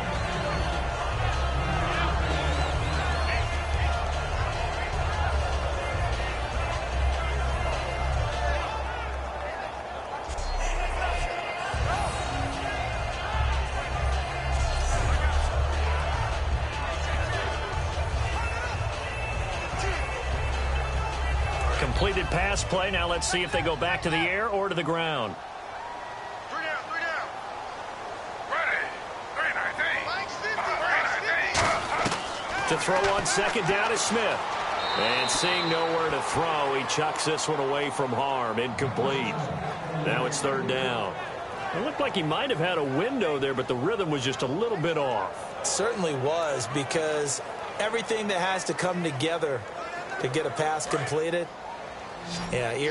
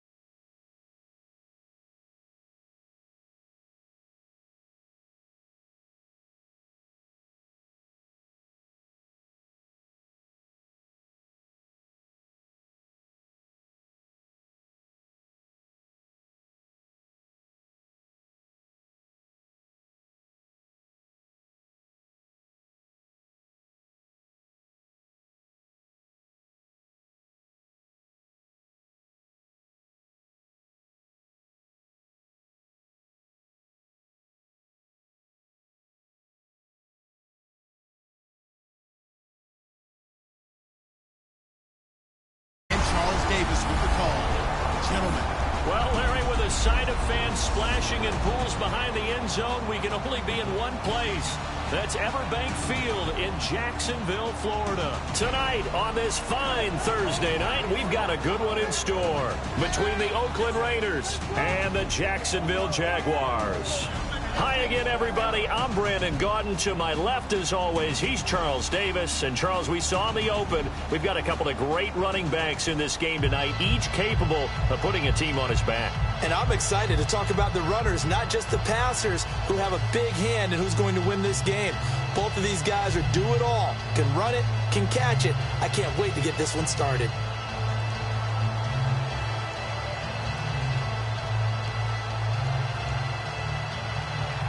The big left foot of Sebastian Janikowski ready to get us started. And off we go from Jacksonville. This will be fielded at the 8.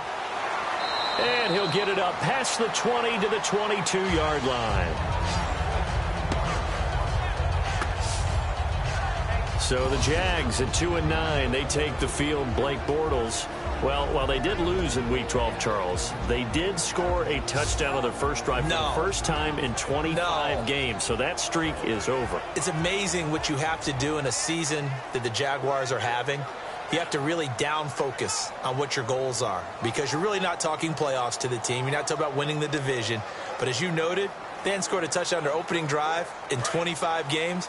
Time to get that done, and they can cross it off their list. They come up in an empty set. 4 wide receivers, 1 tight end. Bortles now on first down. Over the middle, open is Thomas. A gain of 6 there on first. Well, clearly one of his advantages as a passer is his height. Sit back in the pocket, fired over the middle. That makes things tougher defensively, doesn't it? It really does, because your goal is to move the quarterback off his initial spot when he gets his drop back completed. But when you have that type of height, he can stay in there if he's willing to take the hits and just fire over the top, which saves him time and actually completes a play a little bit quicker than it normally does for a quarterback who has to slide and find open space to throw. A gain of 4 that time as the drive continues. Okay, I don't want to bring money into it, but I'm going to. You know what your best contract negotiations are? Good years. Production. Chris Ivory, his first 1,000-yard season in New York, parlayed it into a nice deal with Jacksonville, and they expect the same results. Yeah, nice 5-year deal indeed. So it'll be first down here after the run.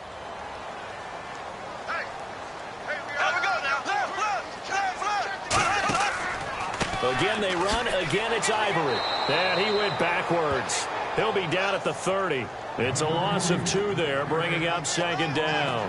Khalil Mack's no different than any other player in the league. He's always looking for respect from his peers. I think when you make All-Pro at 2 different positions, you get big respect. First guy ever to do that, by the way, and second in the league behind J.J. Watt, 23 tackles for loss last year. And the offense moving in the wrong direction here now as they face a 2nd and 12.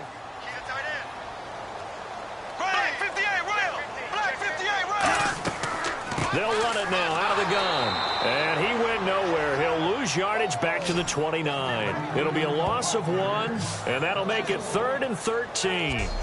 Back-to-back runs that were stacked up.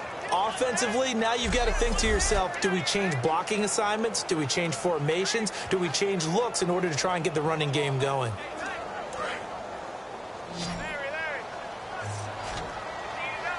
And with a 3rd and 13 here, the defense in a dime look. On 3rd and long, it's Bortles. Lee's got it over the middle. They get only 4 that time as that leads us to a 4th down. 4 catches last week for Marquise Lee. Scored another touchdown. Did not have a touchdown prior to Week 11, but now he's scored in back-to-back weeks. And that's the Marquise Lee I remember coming out of USC. So elusive, so what I used to call bendy. Where, you try to get a direct shot on him, tackling him, and you often not just missed, but just glanced off of him, and he continued downfield. Now starting to make his mark in the NFL, becoming a reliable target downfield.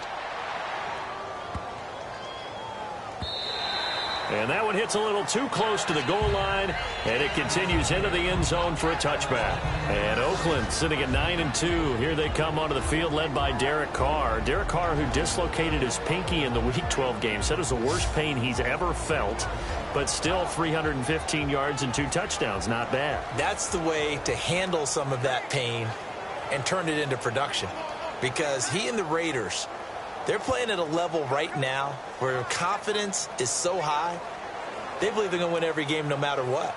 And when you have a team like that and you continue to make these fourth quarter, late game comebacks or find ways to win, you're hard to beat down the stretch. First carry for a Central Florida alum, Latavius Murray. They give him 4 yards there. It'll be 2nd and 6. Well, sometimes we talk running backs. Sometimes we talk wide receivers. Walford, the tight end in this unit, very important. Clive Walford, a terrific player. Knows how to work the inside portions of the field, but also can surprise you and get deep.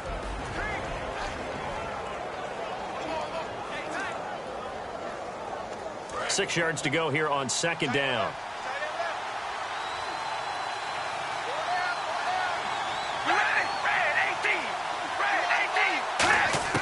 From the gun, it's Carr. Finding time.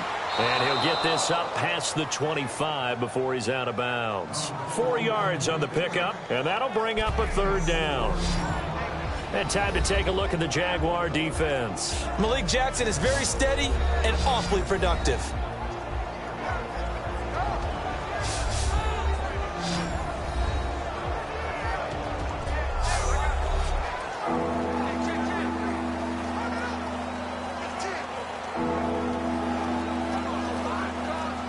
So completion on 2nd down, that brings up 3rd.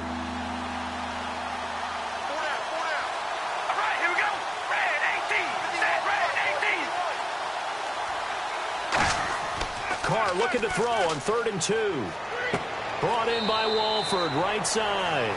It's a gain of 3, and it gets him the 1st.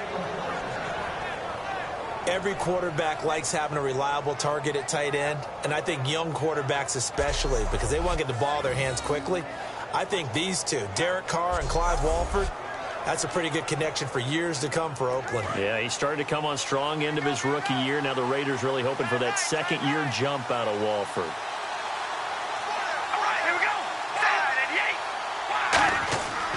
On 1st down, Murray. Murray fighting, lost the football, and his guys will take over at the 30-yard line. I know the attention is going to be focused on the offense, but what about the defense? This is a situation that they pride themselves on, the ability to take the ball away in a key spot.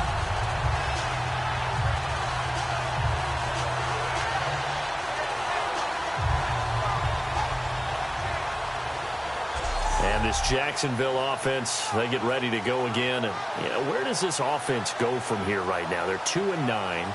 And not to look too far into the future, but is Blake Bortles' job safe going into next season? I think that it actually is, and here's why. Because he was the number 3 pick in the draft. I think the front office will still be there next season. But I also know that if they're going to build this team up again, they will start at the quarterback position. And they will start there with Blake Bortles, work on his game, and continue to try and add pieces around him. I don't think they're really close to giving up on him just yet. This is Ivory, and he is going to lose yardage here.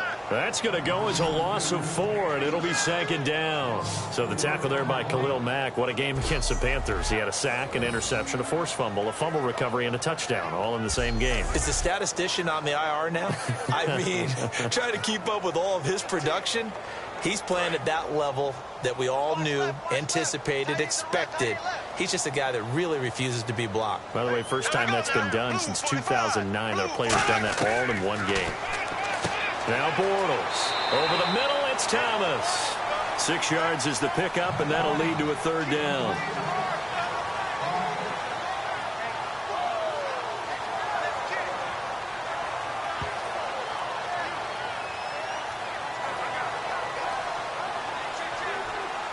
Well, good field position to start the drive, but under the gun now here on 3rd and 8. Throwing his Bortles on 3rd down. And caught right side, Green. Good defense holds him to only a yard, and it'll be 4th down. One hallmark of good defenses is understanding the game, understanding positioning, and tackling immediately in the secondary after catches. I think we just saw that on display right there. Got to him before he ever had a chance to think about turning it upfield. On now is Jason Myers, 26 of 30 as a rookie last year. From the right hash, this from 44 yards out. And Myers able to knock it through, and the Jaguars grab a 3-0 lead. So they recover the fumble but could not take advantage of the short field. They do get 3. And no one ever turns down 3 points going up on the board, but the offense will go to the sidelines wondering what if, while the defense on the other side, they'll celebrate holding them to just a field goal after giving up such bad field position.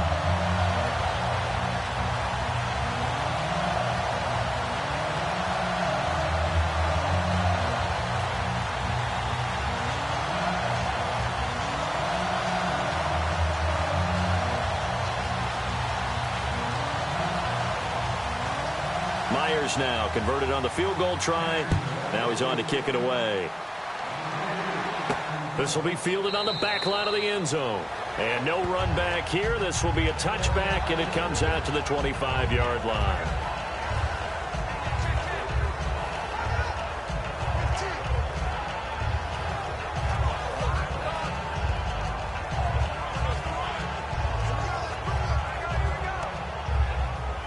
So the Raiders take the field on offense again, sitting at 9-2, Charles, clinching their first winning season since way back in 2002. And for most franchises, everyone would be dancing in the streets right now to support them, right? Their fans have to be going crazy. But don't you get the sense with this team that they have a bigger target in mind? I think a much bigger target. I mean, 9-2, terrific. Hey, they've erased some of that history, but they think that they can make a real deep run in the playoffs and be a real factor towards the Super Bowl. 2nd down following the run.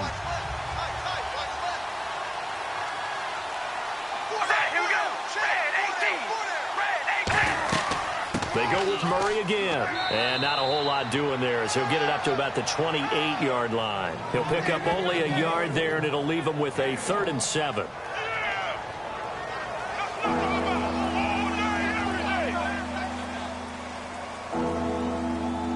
And the offense needs 7 out of this play on 3rd down.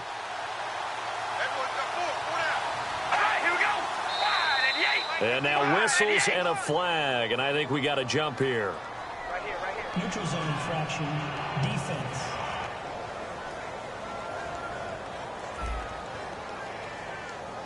Too quick to the trigger that time. Neutral zone infraction, and that'll cost him 5 yards.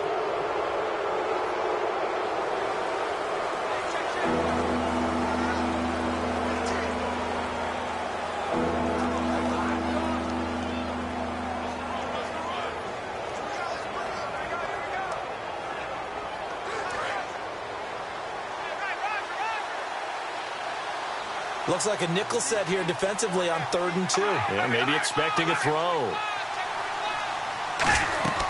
Following the penalty, it's Murray. And he'll lose yardage. Brought down at the 32. A loss of a yard, and it brings up 4th. Dante Fowler just made a play that he can be really proud of there. Nice tackle for loss. And what a relief it is for him to be back on an NFL field after missing his entire rookie season with a knee injury. I think the entire defensive unit is relieved that he's out there. On 4th down, here's the Raider punter Marquette King to kick it away. Back deep, Rashad Green.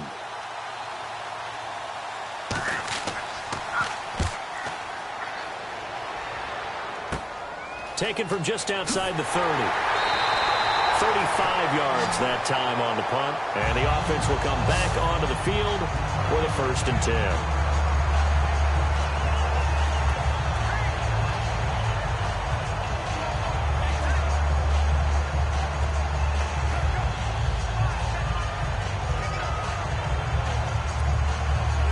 And out now comes comes Jacksonville as they get ready to go. And they're not going to play this conservative, I don't think. They had the field goal last time, and they're up, but they're looking to put a drive in the end zone. Oh, I agree with you totally. No one goes out on the field and says, all right, let's just settle for 3, except in certain situations, trying to ice a game, that sort of deal. Most of the time, it's end zone, and that's what you're thinking, and I believe that's exactly what they're thinking as they begin this one. Yeah, no quarterback ever goes out there saying, hey, let's get 3, right? Not one that I've ever met. Offense still needing 10 yards, second down.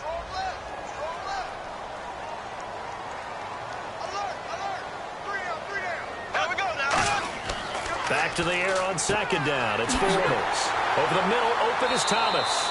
And taking it across midfield and inside the 45.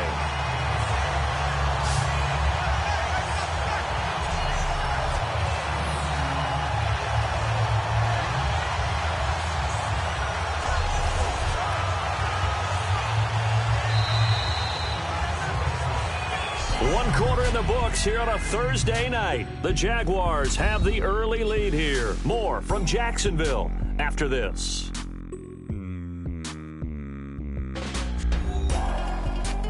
The NFL on EA Sports is brought to you by Head & Shoulders. Shoulders were made for greatness, not dandruff. Alongside the former defensive back Charles Davis, I'm Brandon Gaudin. It's Jaguar football as we begin quarter number 2, and they've got it here with a first down.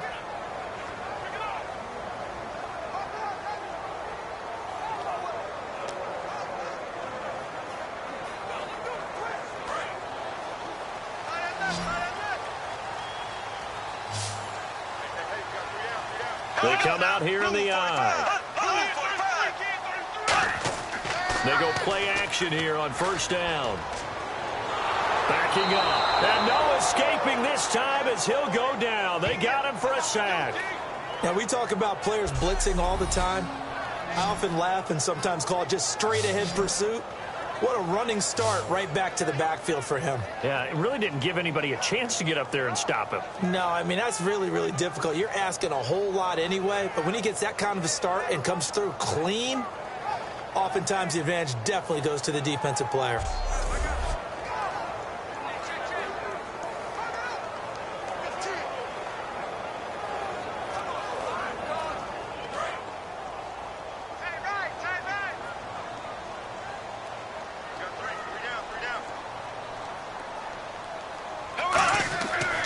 On second down, Ivory.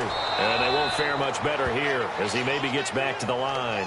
No gain on the play this time, and it'll be a 3rd and long situation coming up.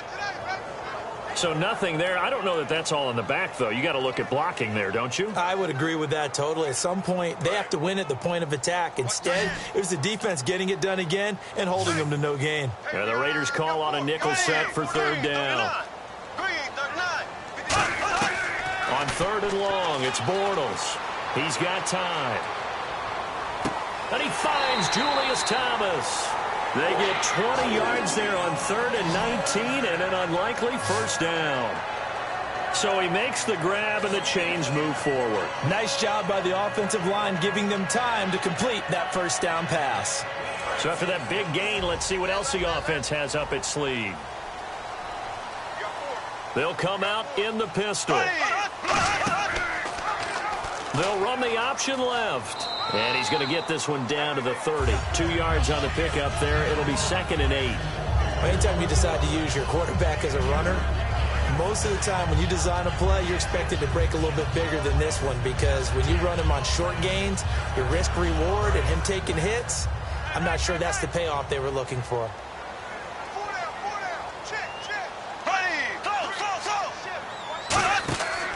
Another run. This time it's Ivory.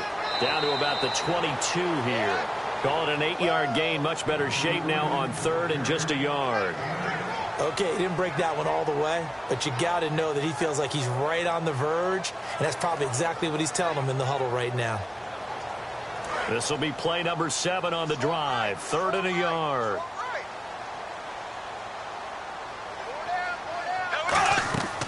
They run with their short yardage man, Ivory. And he will have the first before he's brought down right on the chalk of the 20. It's been tough sledding on the ground, but after that first down pickup, they've got to gain a little bit more confidence and feel good about starting a new set of downs, trying to move the ball. And the 8th play on this drive coming up. Hey, hey, hey. We got three. We got three. Three down. Three down. Here we go now. Green, 90. Green, 90. Into the red zone. It's Bortles. His throw caught right around the 6. And he takes it in. Touchdown, Jacksonville. Marquise Lee, a 20-yard touchdown. And the Jaguars add 6 to their lead. As a former DB, you might not like to see that, but from a wide receiver's perspective, those are the plays they dream of. Correct on both counts, all right? Because once he took off, I mean, let's face it, that should have been done in Big Sky Country. Aren't any speed limits out there? And off he went. Glad I wasn't the one trying to chase him. A good drive that time as they go 9 plays in all. And the gadget play gets him into the end zone.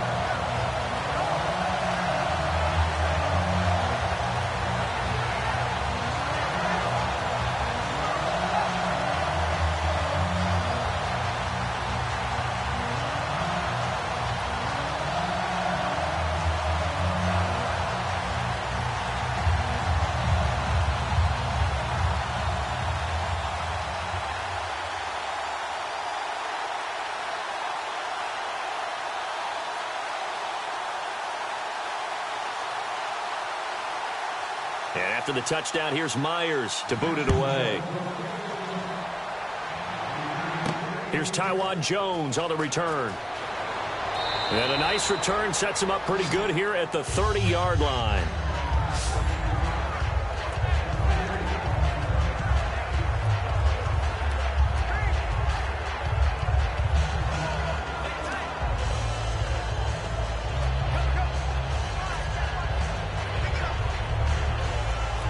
Now the Oakland offense heading back onto the field to take over. And still no points on the scoreboard. You're coming off of the 3 and out.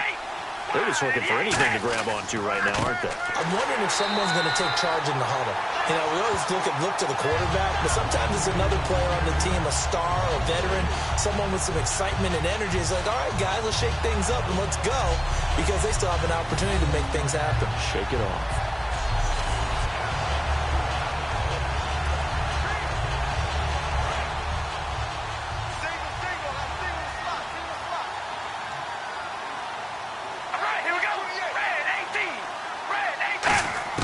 On second down, here's Carr. Brought in by Walford, right side. That catch good for only a yard, and it'll be 3rd down. Hey, the defense is in this game as well. They wanted to make it a tough 3rd down. They were able to do so on that last play, preventing a big game.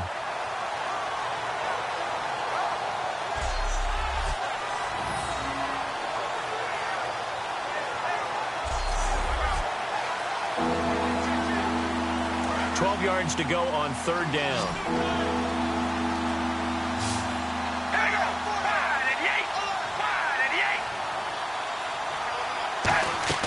Now a play fake. Carr surveying the field. And incomplete. The contact made the ball roam free and brings up 4th down. Looked like they had an opportunity for a big play across the middle, but he didn't have the concentration or the focus necessary and dropped it before he could haul it in. Here's Marquette King now as he'll punt it away for the 2nd time.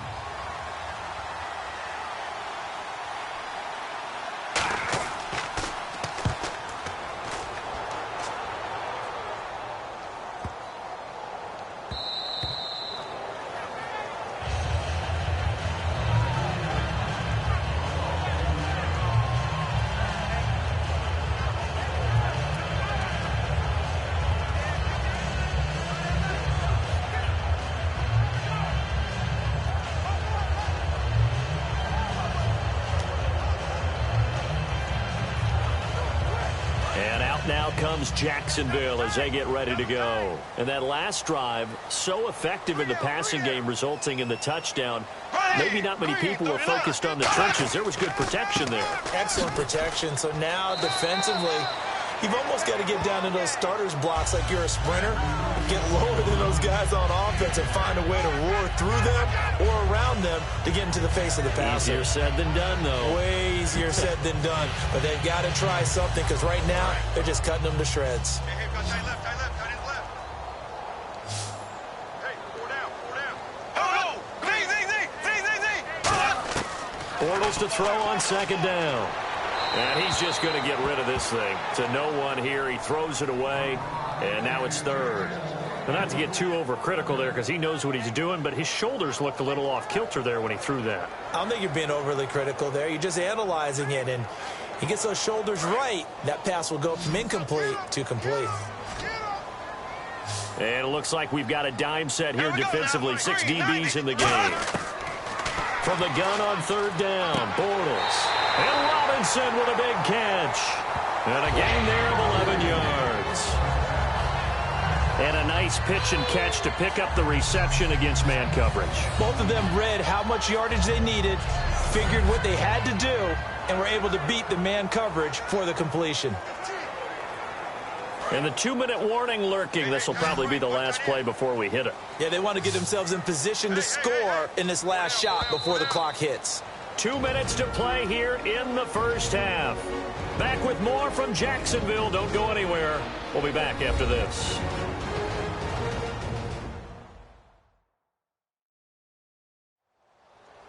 A reminder that when halftime rolls around, Larry Ridley will have all the highlights and analysis of this first half of play from our studios in Orlando.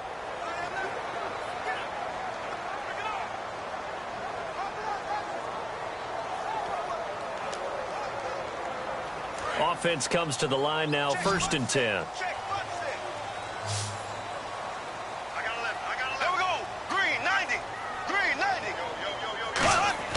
Throwing on first down is Bortles. Underneath, Ivory. And he'll be brought down right around the 37. It'll be a pickup of just 2, and that'll make this a 2nd down.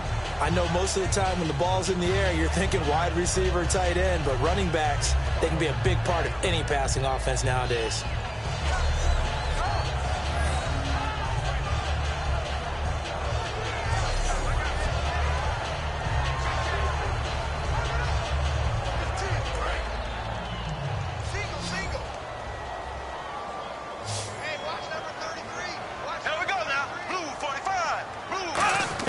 Again, it's Bortles. Looking and finding Allen Hurns. And getting this just shy of midfield. They'll spot it at the 49. And there, the man coverage not good enough, partner, and they're able to complete the pass. Excellent recognition of the man coverage, and they found the guy who could win downfield.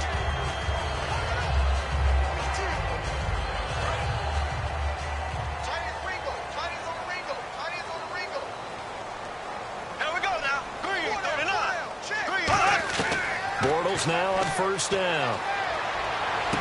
Oh, he's got a man wide open, complete.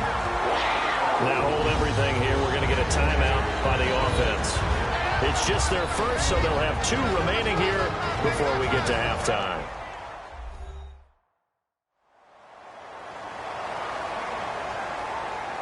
So the offense took the timeout. Looks like they're ready to go as we get set to resume the action.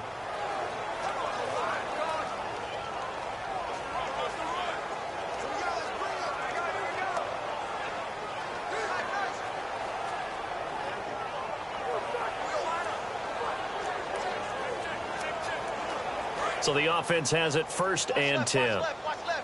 Stop right there. Here we go now. Blue 45. Blue 45. On 1st and 10, here's Bortles. Over the middle, the connection to Hurns. And he gets this one all the way down inside the 15. Now whistles come in. We're going to get a timeout here by the offense. So that means they're down to 1 remaining here as we head toward halftime.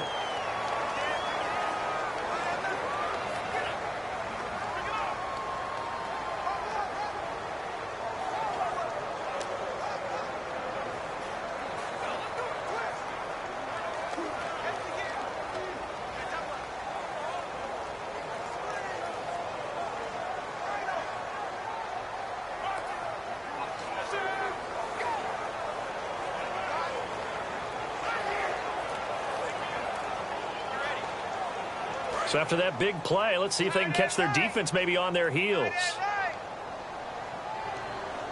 Here we go now. Green, 90. Into the red zone. It's Bortles. Lee's got it over the middle. And here he'll get it down to the 7. 7 yards, the pickup on the pitch and catch. I know many people like to throw to the tight end, maybe in a little flexed out position because he creates mismatches with his size. The slot receivers do the same thing with their quickness, their speed, and their route running savvy. Got it left. Hey, here we go. Green, 90. Green, 90. Again, they'll throw with Bortles. And that is caught. Touchdown, Jacksonville. Allen Robinson as the first half is winding down. And the Jaguars add on to their lead. I heard a coach talk about those late-in-the-half scores, especially ones that give your team a pretty decent cushion. He said those could be the ones that can finish off a squad if you let them. Yeah, they've got the cushion. This half has been theirs.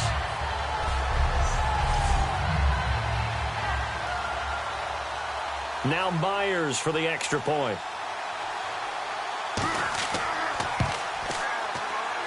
He's got it, and it's 17-0.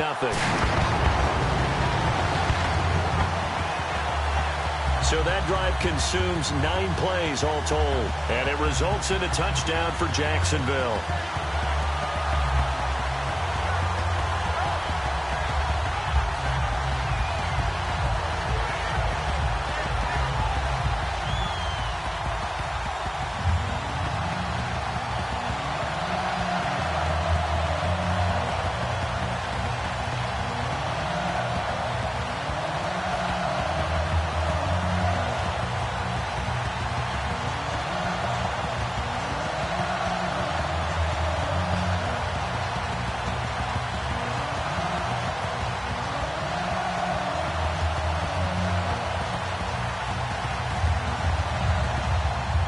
After the touchdown, here's Myers to boot it away. This one taken from the 7. And he'll take it past the 25 and up to the 28-yard line.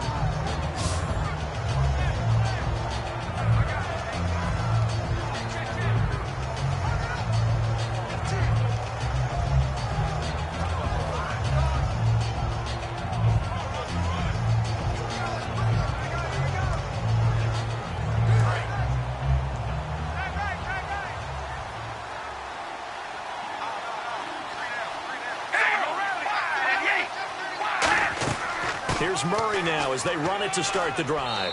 Not much room here as he only gets it to about the 30. Now hold everything here. We're going to get a timeout by the offense. It's just their first, so they'll have 2 remaining here before we get to halftime. So we're back in the offense getting set following the call of that timeout.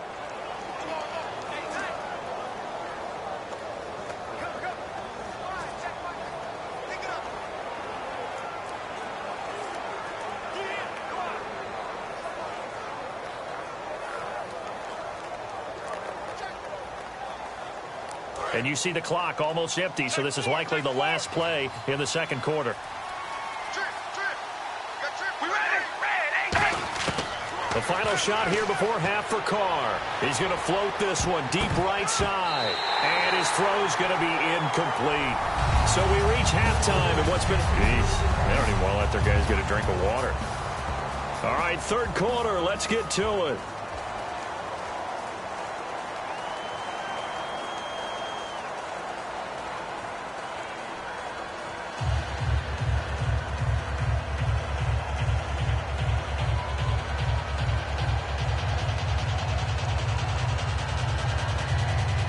So both teams have their marching orders, and we'll get going again here in quarter number 3.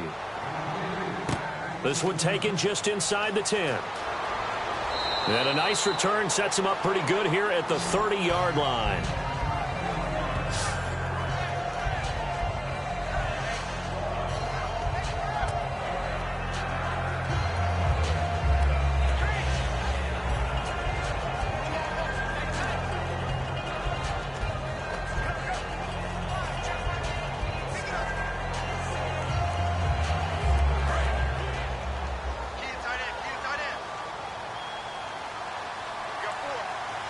They come out here in the I. Second half starts with a run by Murray. And he'll slip his way up across the 30 to the 32. Give him 3 on first down. It'll set up a 2nd and 7. We know that old expression, it's not my night. It hasn't been his so far. I don't know if the legs are a little bit heavy. Sometimes having to hang out all day and play doesn't exactly play to your advantage, but it's been a tough go for him. And every time he looks up, somebody's there defensively. That was the same case on that play. Carr now to throw. All kinds of time. Going up top. And this is taken in at the 5. A big play there. Carr to Cooper. 63 yards. But he took a shot downfield towards the end zone, and he came up with a big-time catch, but he was tackled a little bit short of the goal line. Now the defensive guys, they got to pick their heads up and try and hold them to a field goal attempt.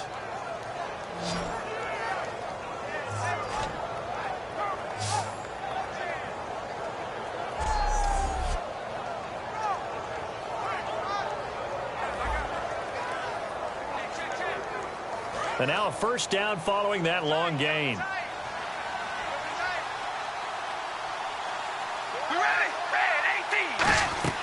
They'll try to run it in with Murray. And he's over the line and in for a Raider touchdown.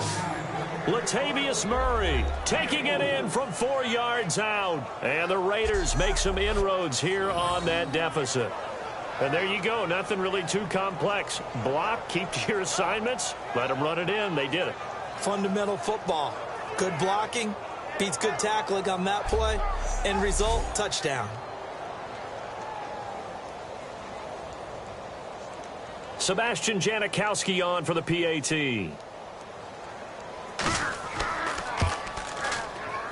And it's 17-7.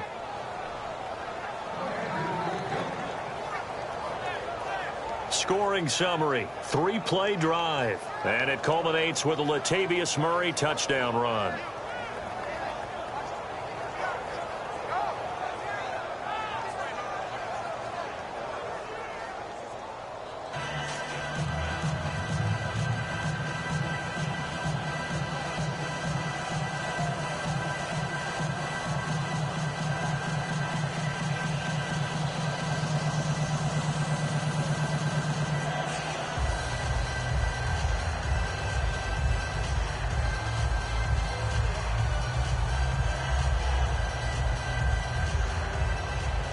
Now Janikowski following the score. He'll boot this one away. And this will not be returnable. It's out of the back of the end zone for a touchback.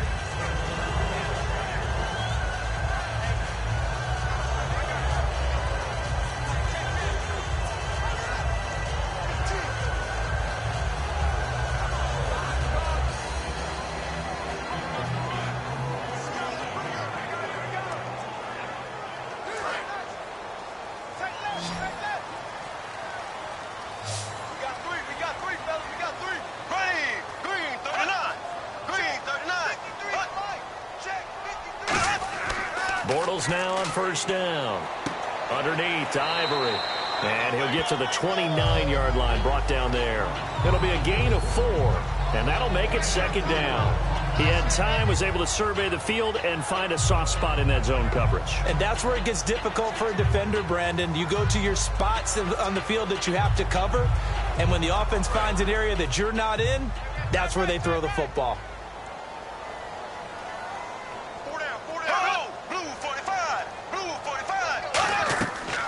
They'll run it now out of the gun.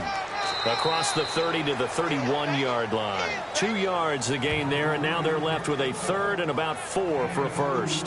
The best defensive linemen, they play with great leverage so they can get low and not get bowled over by offensive linemen. They have excellent hands. They can throw people off on a play. We just saw a great example of a really good run stop by a guy playing the defensive tackle position. From the gun on 3rd down, Bortles. Catch here, left side, Thomas. And he's taken down at the 43, but not before picking up the first.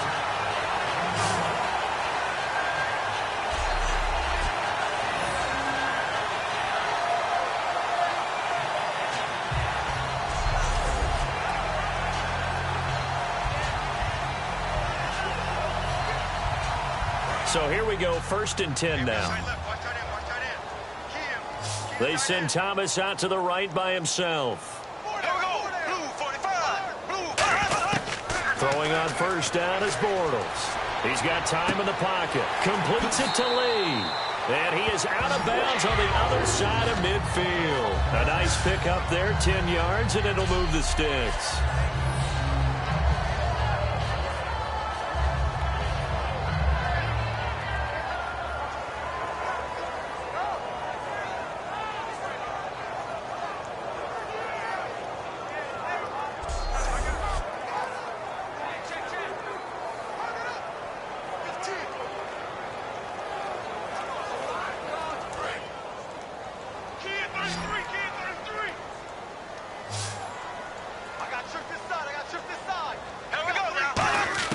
On 1st and 10, here's Bortles.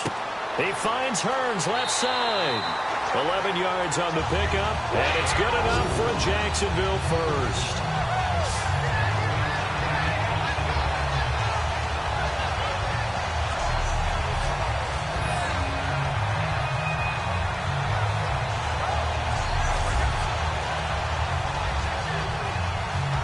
First down and 10 now for the offensive group.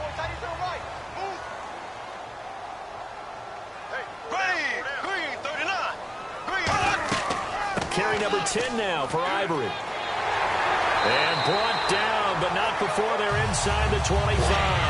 12 yards there as they move the chains. How many times do we say in this game that speed kills, and it does it in so many different ways? In this case, you got a back who's quick and shifty.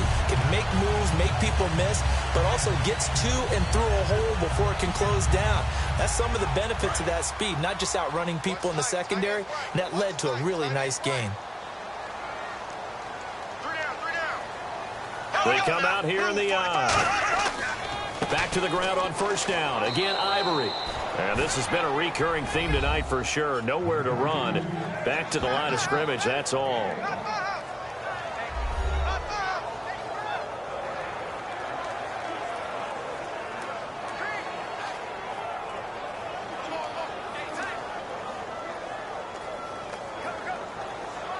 See if they stay on the ground for 2nd down.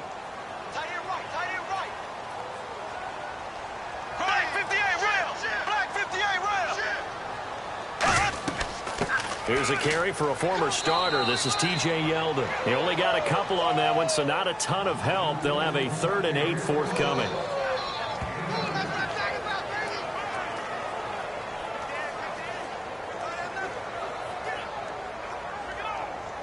Eighth play of the drive forthcoming, and they need 8 yards on 3rd down.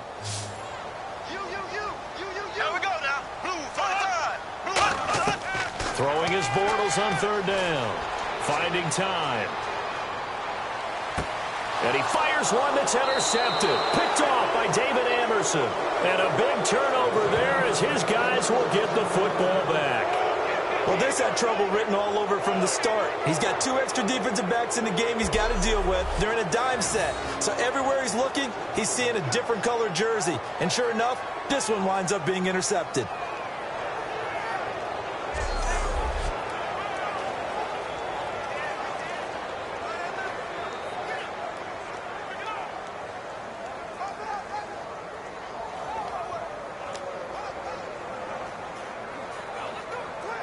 And tough starting field position here.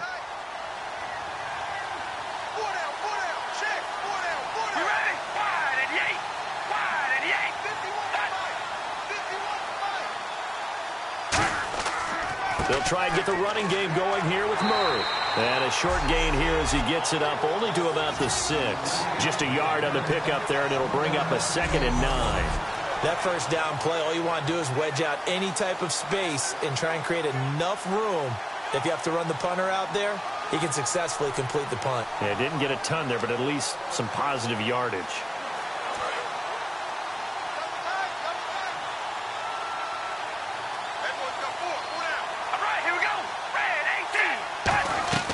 That was 2nd down run for Murray. And he will take this up to about the 8-yard line. 2 yards on the carry there, and it's going to lead him to 3rd down.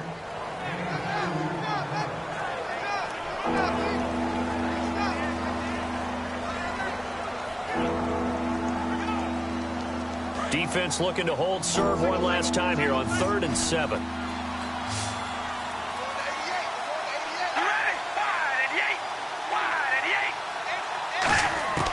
Throwing his car on 3rd down. He's got time. He's going to hit his man out of the backfield, complete. And they'll bring him down right around the 13.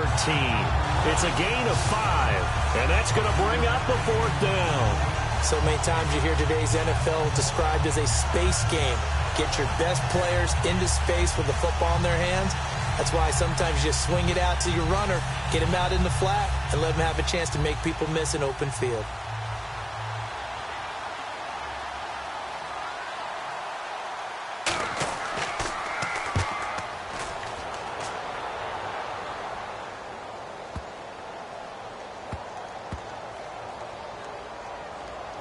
And great special teams work here. This is knocking on the door of the 5. They'll spot it at the 6-yard line. Chris Ivory again gearing up to help lead this offense. And after a sluggish start, he's really bounced back. The numbers bear that out.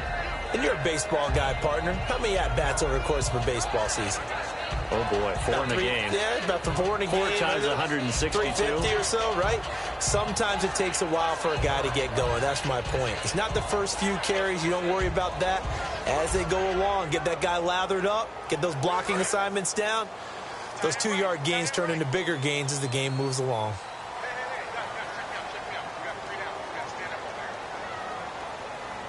They come out here in the eye. Trying to shake off the interception. He'll look to throw. Completes it left side to the tight end Lewis. That throw good for 4. It's 2nd down. And there's another completion to the tight end. And let's face it, it is hard to overthrow a 6'6" target. It is indeed.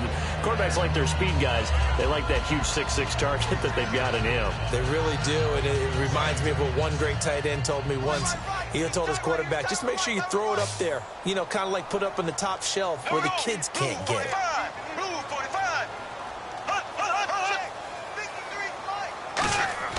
On 2nd down, here's Bortles. And seeing nowhere to throw, he chucks this one away from harm. Incomplete. Now it's 3rd down.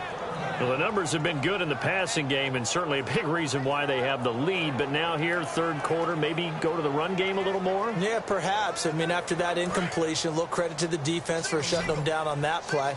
Maybe you try and run the football a little bit more in this spot. But they have to feel good about how they've been throwing it overall. From the gun on 3rd down, Bortles surveying the field. And this one is incomplete. Allen Robinson, the intended receiver. And 4th down coming up.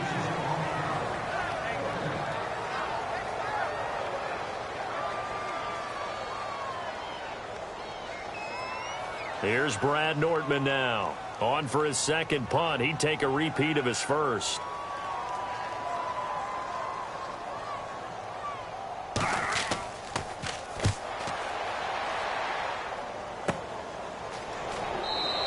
Only 29 yards on the punt there. Definitely not his best. And the Raiders will have a short field to work with as they take over.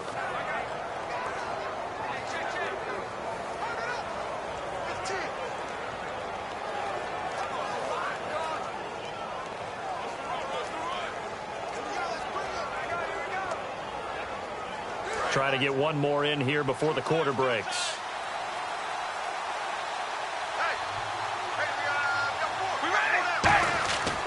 Carr turns, hands to Murray. And this has been a recurring theme tonight for sure. Nowhere to run. Back to the line of scrimmage, that's all. Tackle made there by Jonathan Cyprien.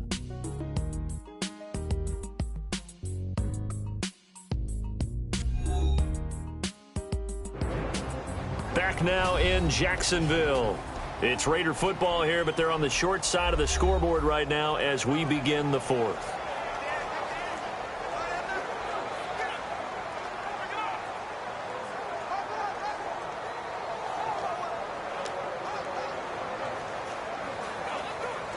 And after the play on the ground, that brings up 2nd down here.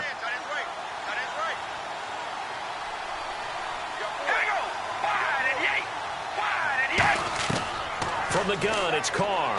Throw left side to the tight end, Walford. That throw good for only a couple. It brings up third down. Well, there really wasn't much there, but a completion is a completion. A tough third down awaits them.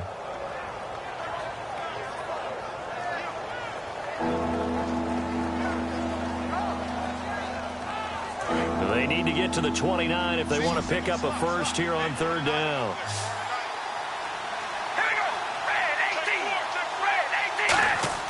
Shotgun now for Carr.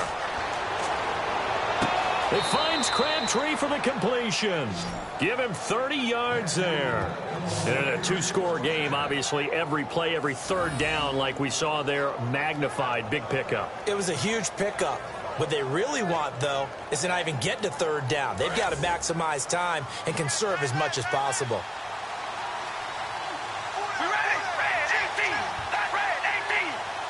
First down and goal to go from the 7. Murray. And they'll get him down here at about the 5-yard line. It's a gain of a couple, and it'll be second and goal. Well, the spotlight hit him once already tonight as he got into the end zone. He was trying to make it a double spotlight, wasn't he? But credit the defense, bottling him up, not letting him get in for the second score there.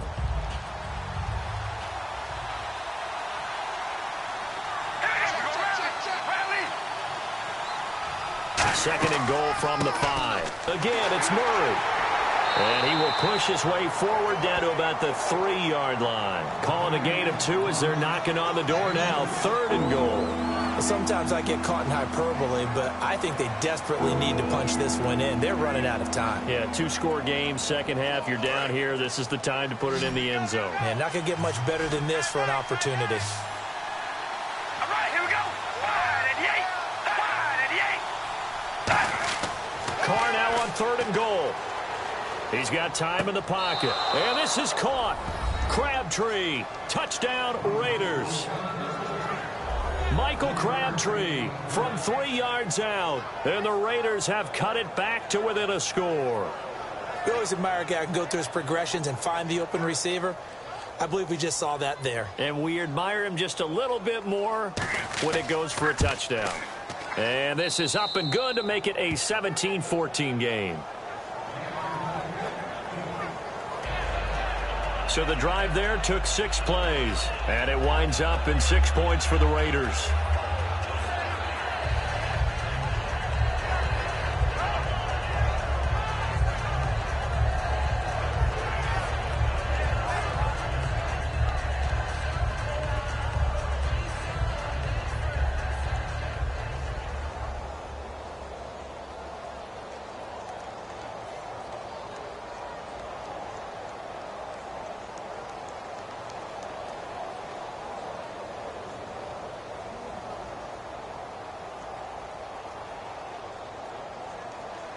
Now Janikowski following the score. He'll boot this one away. On the return, this is Denard Robinson. And it's a pretty good return here as he'll get it up to the 29-yard line. Here comes Blake Bortles now to lead his offense back out there. And right now, probably just one thing in his mind, it's getting back to the hot start because he's really faded. And ordinarily when that happens, the quarterback, as you know, is usually the leader of the squad. Now there's probably a silent camaraderie that comes around him saying, hey, guess what? We got you. Don't worry about it. Let's go, big fella. Because they know more times than not, he tends to pick things up, and they tend to play well. The drive begins with a run by Ivory. And he'll lose yardage here, going down back at the 28.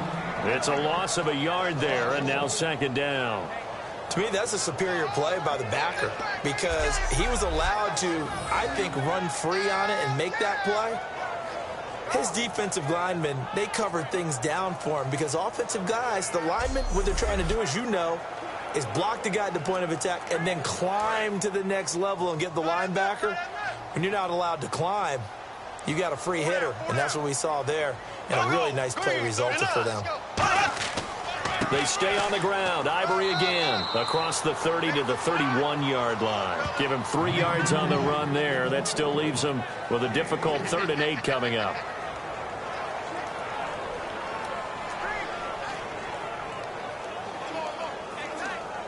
So they run it on second down. Now let's see what third down brings here for the offense. Throwing his Bortles on third down. And that is incomplete.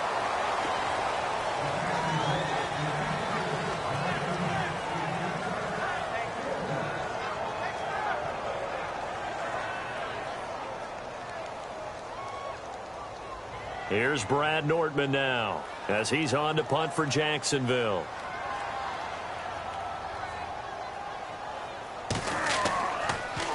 He's averaging just under 50 yards a punt as he gets this away. And this is going to hit the goal line and continue on into the end zone for a touchback.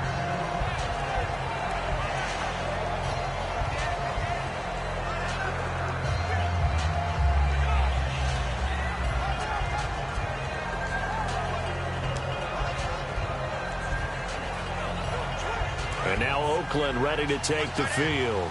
And they're hoping to capture some of that magic they had last time out when they were able to put together a scoring drive. But they're still down here, Charles. Not the major concern, though, because of what you talked about. They scored the last time out. They feel good about themselves. They feel like their game plan is now in effect. They know how to attack and what plays they want to put together. But they've got to keep it moving in the right direction because, as you did note, they are down on the scoreboard. Offense looking to avoid a 3rd and long. It's 2nd and 10.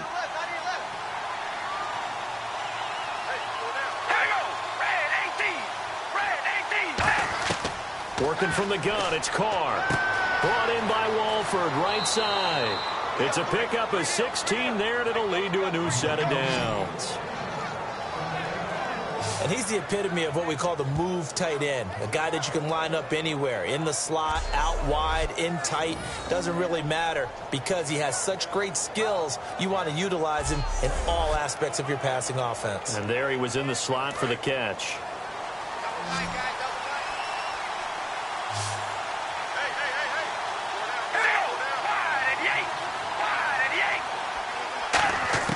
On 1st and 10, here's Carr. He couldn't quite hold it. Got hit. Ball pops out. Incomplete. Normally, he's pretty reliable. Usually catches what's thrown to him. On that play, he simply dropped it. 2nd down here after the incomplete pass.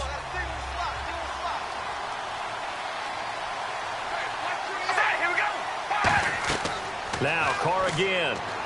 He'll try and set up the screen. It's complete. And he'll be out of bounds up past the 45. It's a gain of 11 yards that time, and it produces a new set of downs. They ran that one well, and not only did they pick up a nice chunk of yardage on the screen, they sent a message to the defense. Rush the passer all you want, but you better be careful. We can hit you going back the other direction.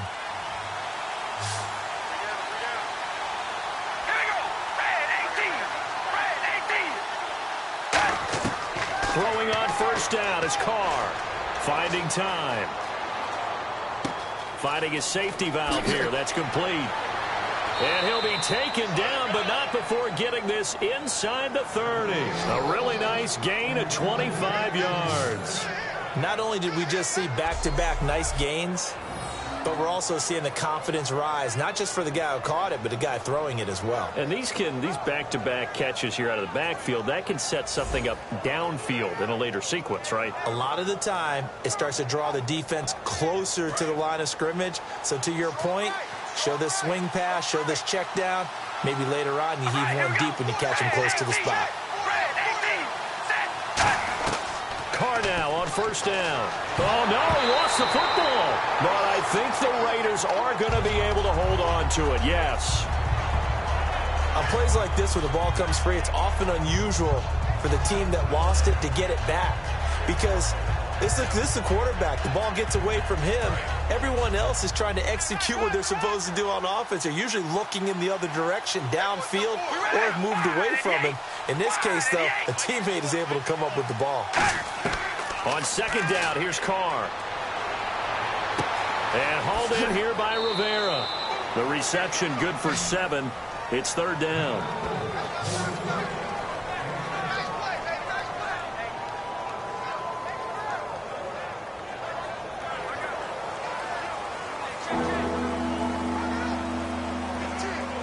Seventh play of the drive forthcoming on 3rd and 8. And looked like some movement there. Let's get the call. False start, offense.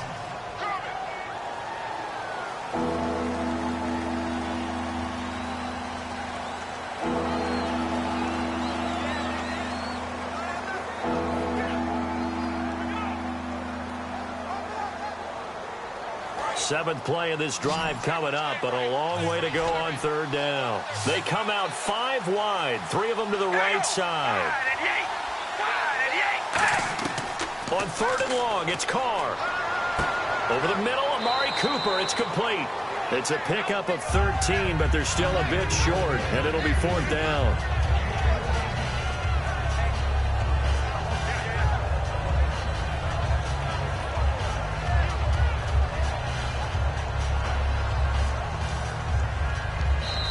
Time for a break. We'll come back for the electrifying conclusion after this. Shut down, shut down.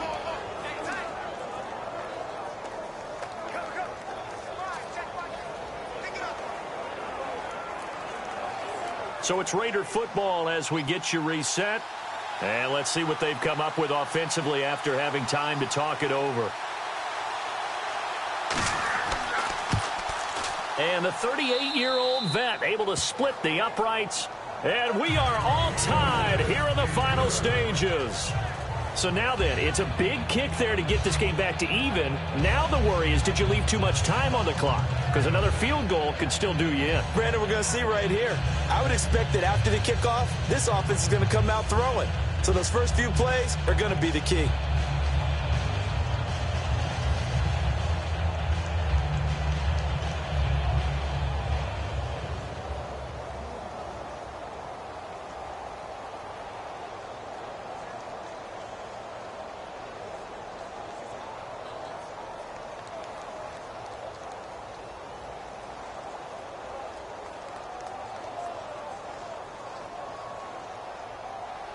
So here comes the kickoff now, all even here in this fourth quarter. This one fielded at the 5. They'll bring it back to just about the 25, call it the 24-yard line.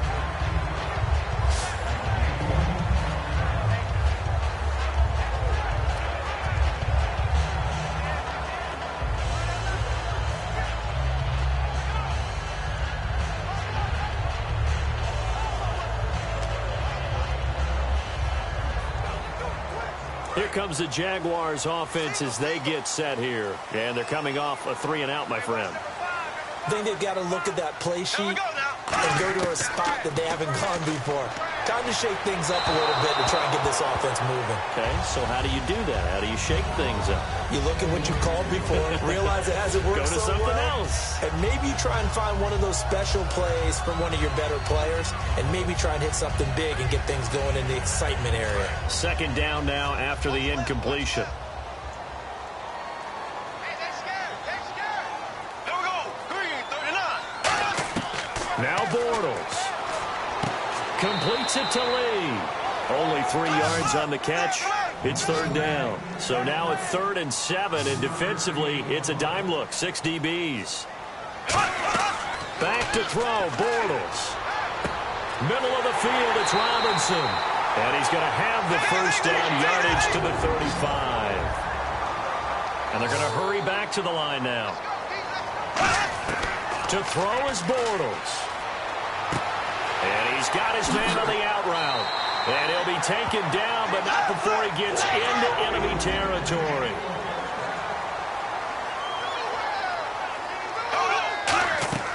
Bortles to throw. And he's got this down a yard or two shy of the 40 before he's out of bounds. It's a 4-yard pickup, and it'll be second down.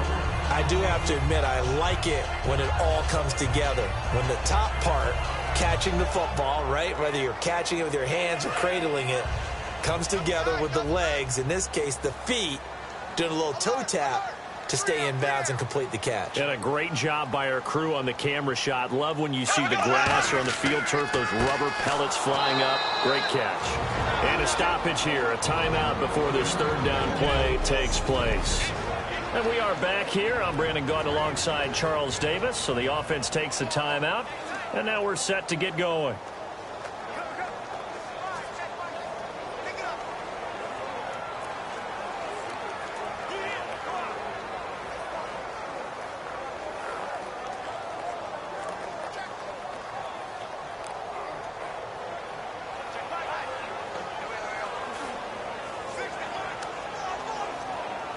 And now on third down, they'll need to get it to the 36 to pick up the first. Green, 90. Green, 90. Now a first carry here for Robinson. And now whistles, and the Raiders are going to signal for a timeout. All right, so the timeout over, and all 11 men back out onto the field for the defense.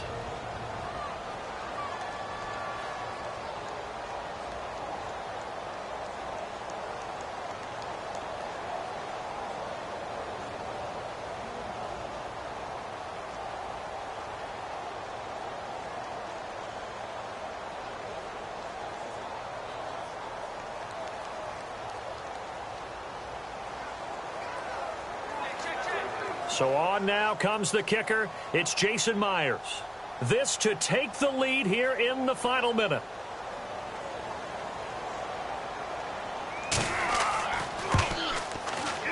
And this kick is not going to be close. It's well short, well right to boot. And a costly one there as this game remains tied here in the fourth. Everything looked good. Good snap, good hold. Sometimes, though, the ball just doesn't want to go where you want it. And this one winds up no good. And now Oakland ready to take the field. They need to get this around the 40 on the other side to get into field goal range. Look at the clock, a decent amount of time here in a tie game. What do?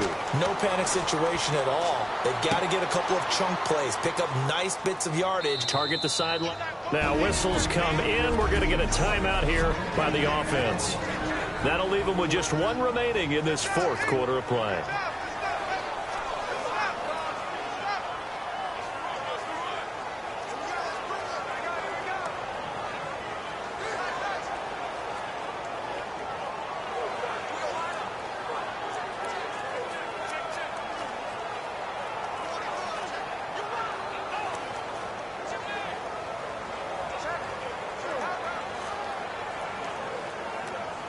Fresh set of downs here.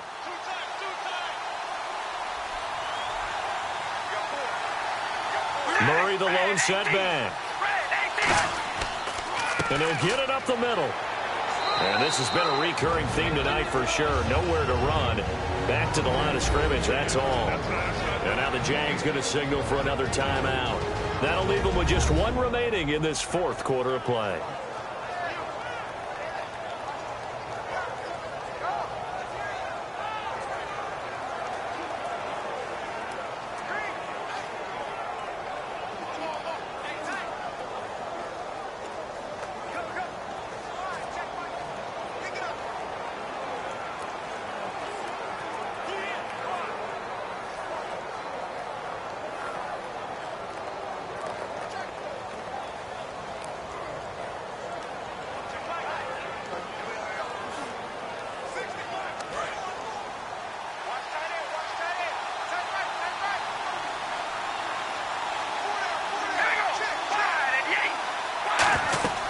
Again, it's Murray. And he'll take this down just shy of the 25-yard line. So a defensive timeout, chance to regather, regroup, and get set as we resume action.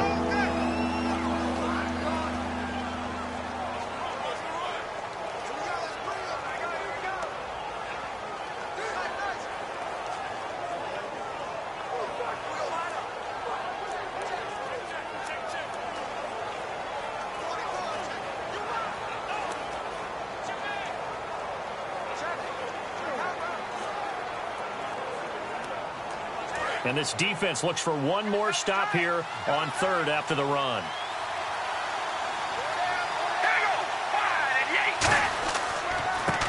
Now a carry here for Halou. And he picks up the first down yardage as he takes it down to the 16. Give him 10 yards on that one, and that'll earn him a fresh set of downs.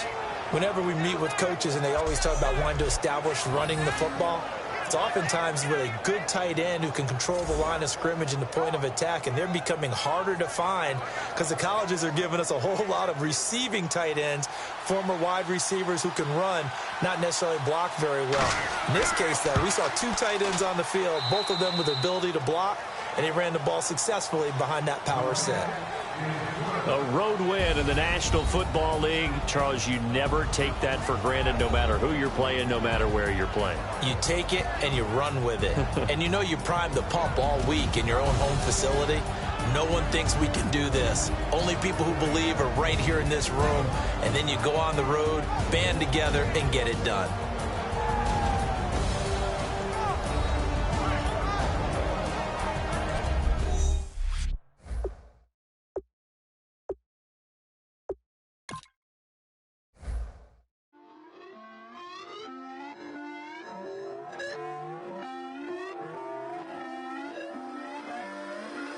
Put away your inhibitions. Let the beast in you just get loose. We all young, wild, and different. We can all get hit from a little. I know you're terrified about what the future lies, but there's no compromising. It's my way or the highway. We all just slave to lust. Hard building, breaking trust.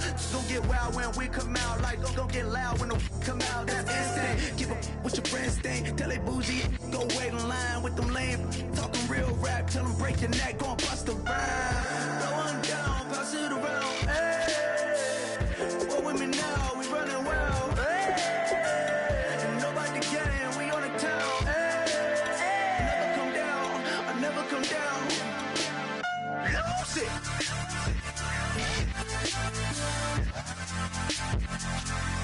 I might lose it.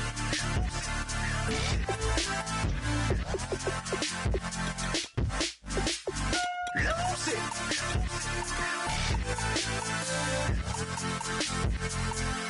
I might lose it.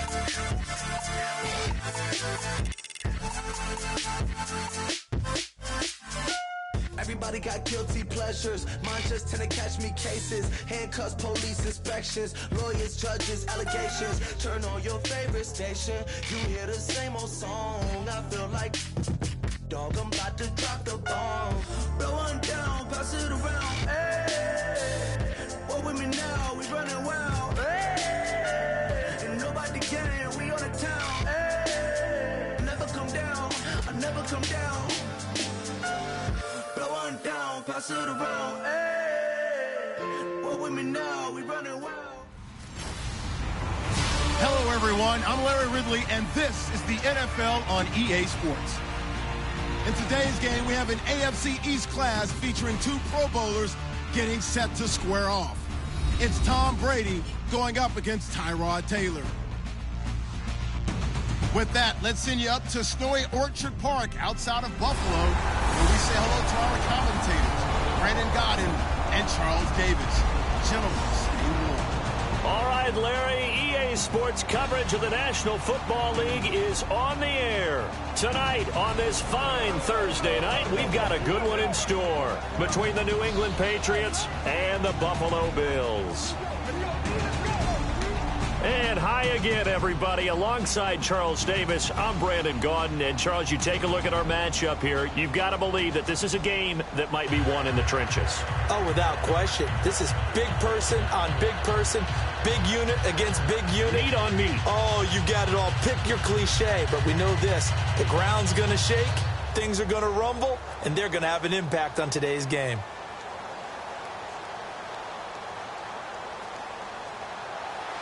What we can see of the ball appears to be teed up and ready to go. 2 teams more than ready to get this one started. On the return now, here's Keyshawn Martin. And he'll take this up past the 20 and down at the 22-yard line. And there is Tom Brady coming out. His Patriots beat the Jets by 5 in Week 12. Got Tom Brady's 200th win all time. That ties him with Peyton Manning, Charles, for the most victories ever. And that's absolutely fitting to me because their names are linked together so well in NFL football. But how about this? Tom Brady also 60,000 yards passing for his career. Think about the names that go along with that. Yeah, the Marino, yep. Favre, Manning, and Breeze.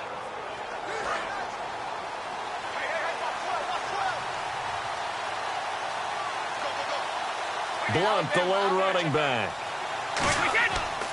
And they'll give it to him here. And he'll take it forward for about 5 up to the 28-yard line. It'd be hard to say that a defense wouldn't be ready for a first down run. When you can gain that kind of yardage against a defense that's really kind of geared to stop that play, your confidence has to rise, and now you've actually opened up your playbook. If you want to throw the ball now for play action, you're good to go. Now Brady throwing on second down.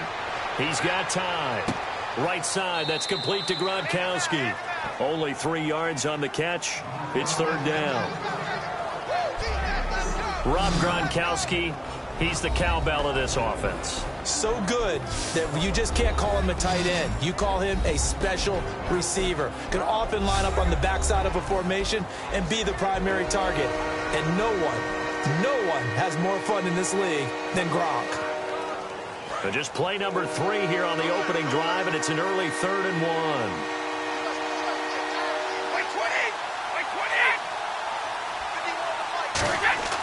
On play action, it's Brady.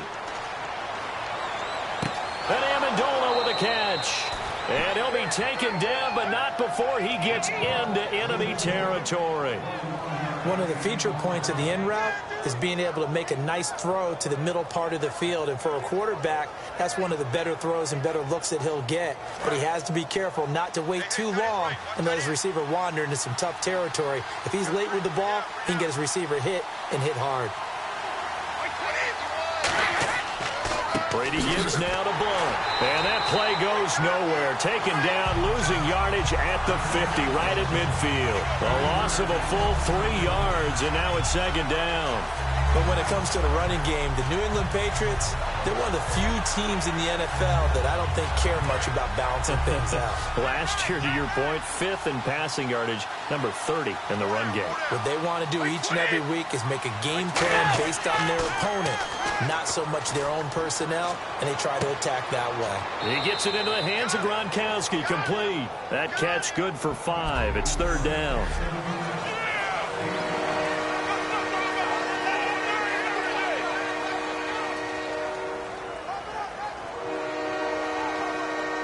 They'll need to get this to the 38. That's where the first down marker is here on third.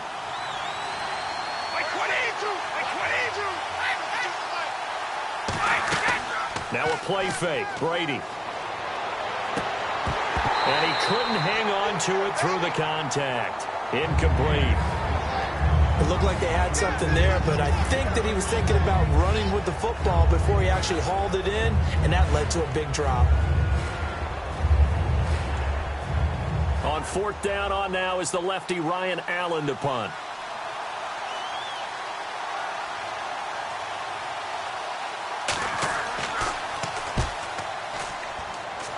And no return possible here as they angle this one out of bounds.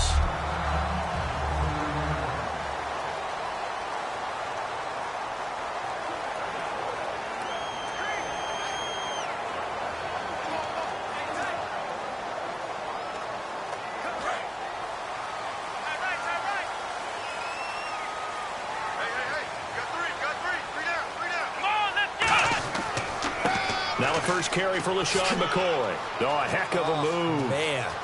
Cuts it out to the sideline. LaShawn McCoy off to the races. And all the way home for a Bills touchdown. LaShawn McCoy, 71 yards. And the Bills have taken the early lead. And with his speed, if he just finds the slightest crease, he can take it the distance like he did there. How about the leverage up front? Offensive line out-leveraging the defensive front to create that space, that crease that he was looking for. And once he hits open field, he's going to be very difficult to catch and corral. Well, these are not going to be easy on a cold, snowy night, but this one is up and through. So they hit pay dirt on just one play. The long run, the scamper, and a very nice scamper into the end zone for the touchdown.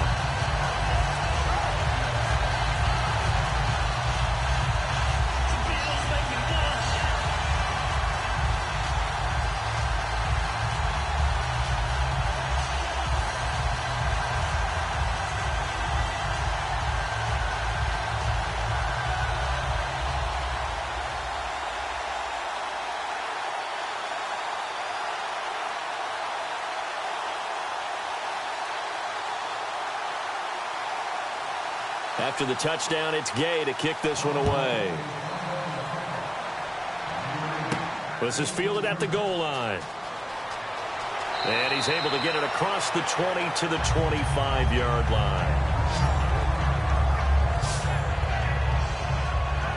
Now the Patriots offense, they work their way back out onto the field. And last time out, they had to punt the football away. Anything positive possibly to take from that?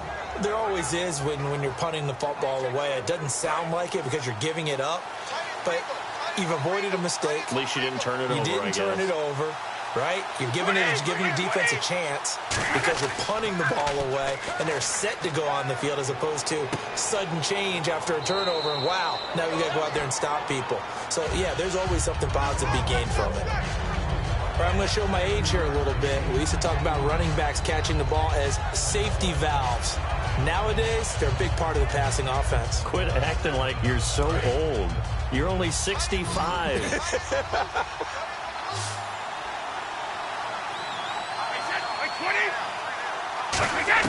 On second down, here's Brady. And he's got Edelman for the first time. That's complete. And they get him down, but not before he takes it across the 40-yard line. A nice pickup there of 11 yards, and it'll move the sticks. The former 7th-round pick, Julian Edelman, just continues to have such a productive career. And has made himself into a receiver. Remember, he was a college quarterback, and not just a productive one, a very good one. At Kent State, right? Yes, a great leader, a guy who could make plays with his feet and his arm. Got to the NFL and had to convert into being a receiver and was drafted that way. And that conversion, oh boy, it's been good.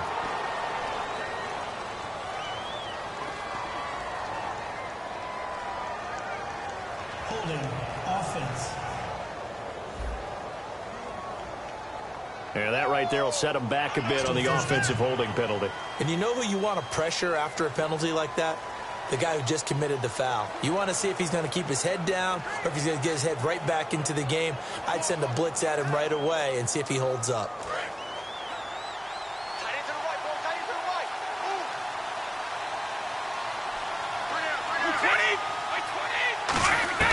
Working from the gun, it's Brady. Finds his receiver, Nate Washington. He'll get the penalty yardage back exactly, 10 yards, as they'll get it to 2nd and 10. One of the selling points of the in route is it gives the quarterback a really nice sight line to his receiver and almost on a direct shot, able to throw the ball into the middle of the field and have a great chance of success as they did on that play.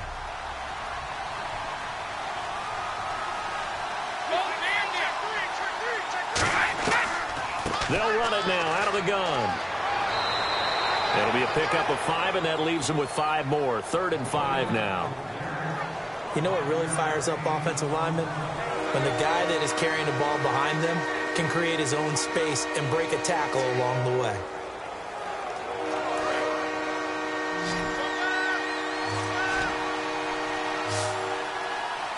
Extra DB on the field for the Bills here on 3rd down. Yeah, maybe thinking pass. Play action. Now it's Brady. Looking for Gronkowski, and he's got him complete. It goes for a gain of 10, and it's a first down. Ah, yes, Brady to Gronk. You think these two are in sync? Without a doubt. And look, they both understand what they can do for each other. Gronk knows if he gets open, the ball's going to be there. And Tom Brady knows what a great security blanket Gronk is. When all else fails, you find big 87. Now Blunt. And some room to roam now. And he gets this one all the way down inside the 20-yard line. 26 yards on the pickup there. And it gives the Pats a first down. That outside handoff to the left, that play has to warm the heart of an offensive line coach because they controlled the left side where they were supposed to, but they didn't allow anything to leak from the backside on the right side of the offensive line either. Well played. Yeah, and it created a big run. And an encroachment penalty here will cost them 5 yards. And it makes it so simple, doesn't it? An easy free 5 yards for the offense given to them by the defense. Still first down.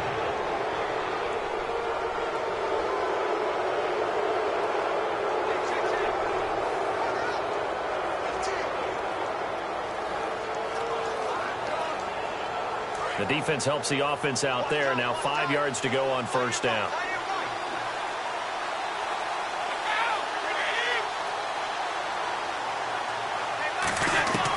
Shotgun now for Brady.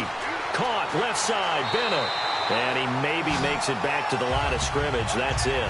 That's going to go as a loss of a yard, and it'll be second down. Well, I know it goes against the instincts of the person catching the ball because all you're ever taught is catch the football, don't drop it.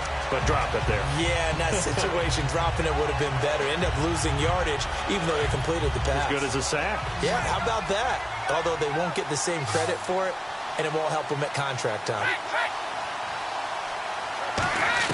Brady to throw on second down. And his throw's going to be incomplete. The wideout, Chris Hogan, the intended receiver. And it's third down. All defenders get tired of hearing about their lack of hands and why they're playing defense instead of offense. But in this situation, it was the hands that made the play. Batting the ball away on an attempted touchdown pass. Excellent job. Way to knock it down. Defense thinking pass. They've got the nickel set out on 3rd and 6. False start, offense.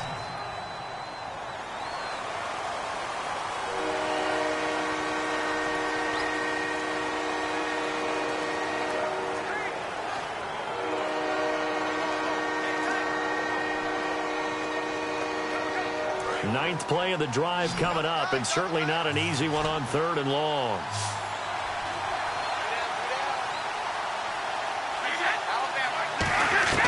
Throwing is Brady on 3rd down. Oh, it's a touchdown if he holds on. Instead, it's 4th down.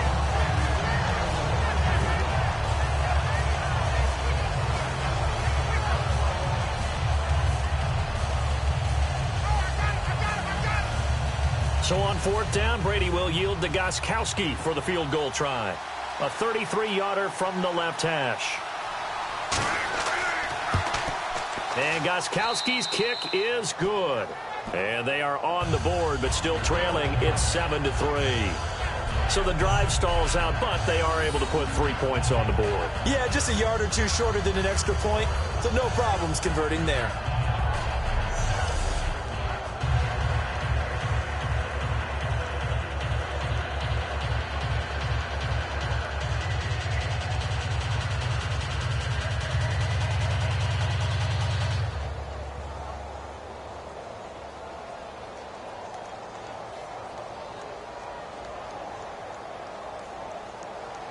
Gostkowski now converted for 3. Now he'll kick this one away. This will be fielded at the 6. And a good return as he'll be stopped just shy of the 30-yard line. 1 quarter down here on a frigid December night. 7-3 the score. And we're back to upstate New York after this.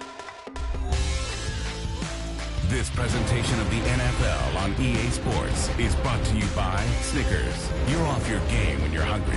Snickers satisfies. Back here with Charles Davis, I'm Brandon Gaudin. We've had the kickoff to begin the first quarter. Now it's time for the second quarter kickoff as they'll take over with the ball 1st and 10.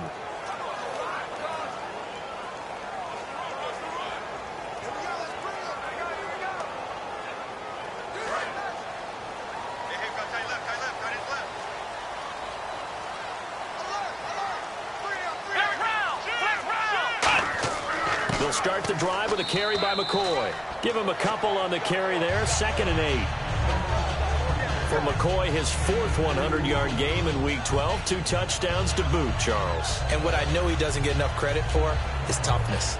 Because I saw him against Cincinnati having a pretty decent game. Ended up injuring his thumb and couldn't finish that game. Had surgery on the Monday after and ended up starting and playing so well in this past game. Would you say over 100 yards rushing?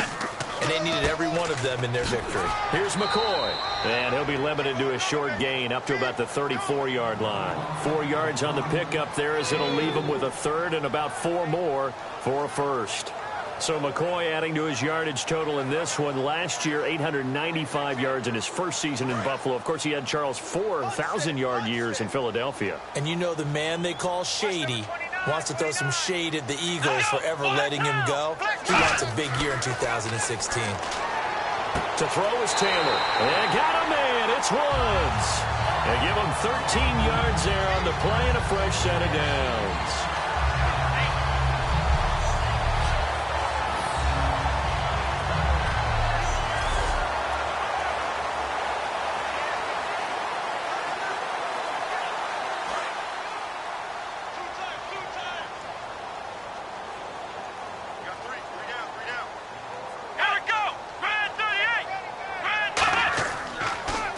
First down carry here for McCoy. He'll get 3 up to midfield. The linebacker Jonathan Freeney makes the stop.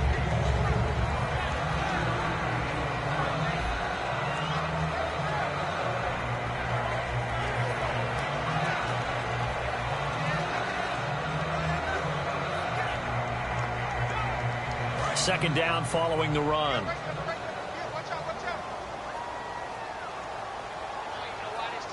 One man in the backfield. That's McCoy. And he'll get it up the middle. And able to push his way forward here for a good little gain. And still about 3 yards shy of a first as the 4-yard pickup brings it to third down. When you find that kind of yardage, you couldn't be more confident as a ball carrier. And guess what? You're going to go back and tell your offensive coordinator, I'd like to keep carrying it, thank you.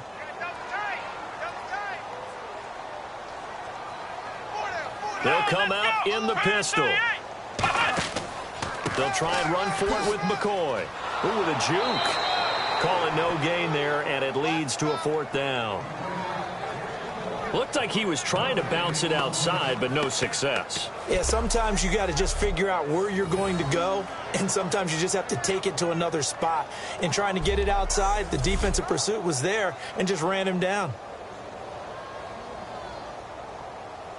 So on 4th down, the Bills call on the punt unit, and Colton Schmidt back deep. Danny Amendola for New England.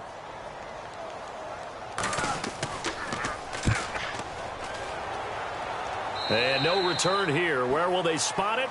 They say just outside the 20-yard line.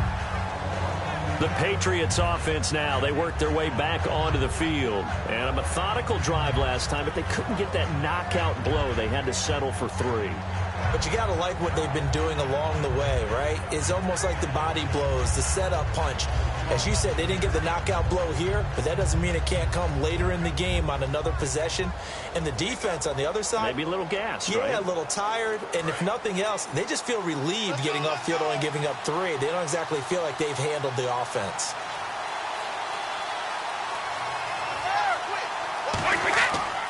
They start on the ground here with Blunt.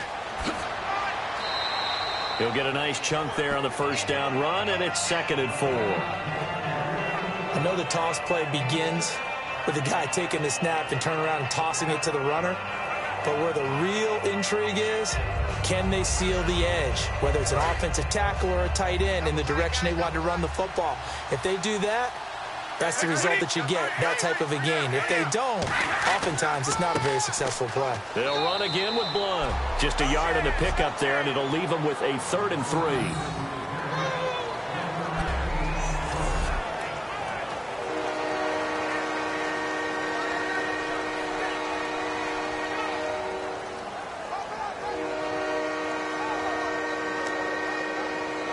Third down now following the run.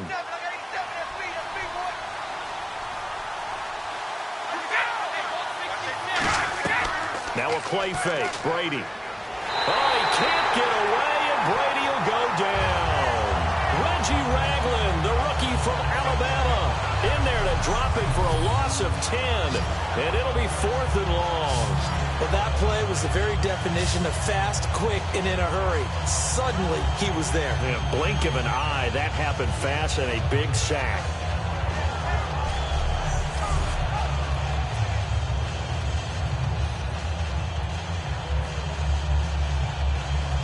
Here's Ryan Allen now, standing right on his own 5-yard line.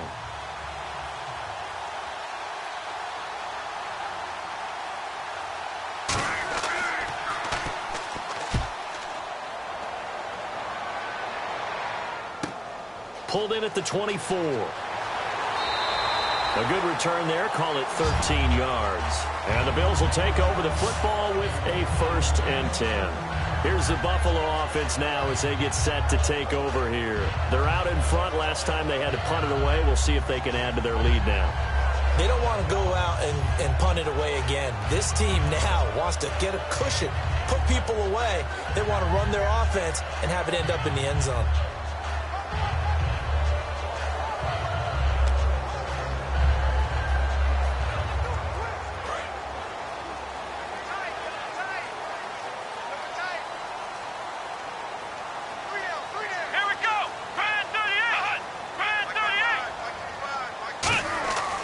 They'll start on the ground with McCoy. And he is met at the line of scrimmage, and he goes down right there. It's a loss of a yard there, and now 2nd down. It's not always as straight as that team wanted it more than the other, but on that play, it actually was true. They were faster to the ball.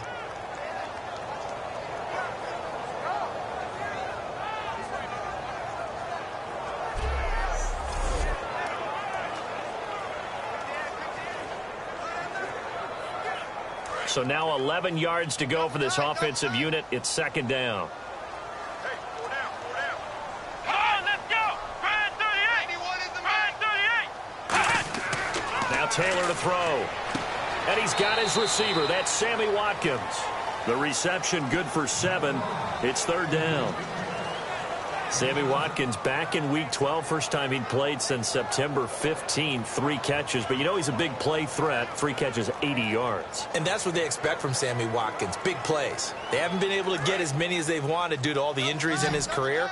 But when he's healthy and he's right, and don't forget, they signed Percy Harvin a few weeks ago. The idea of those two paired together, creating problems for a defense, that has the Buffalo Bills fans excited. 2 minutes to go here in the first half. Back to Buffalo after this.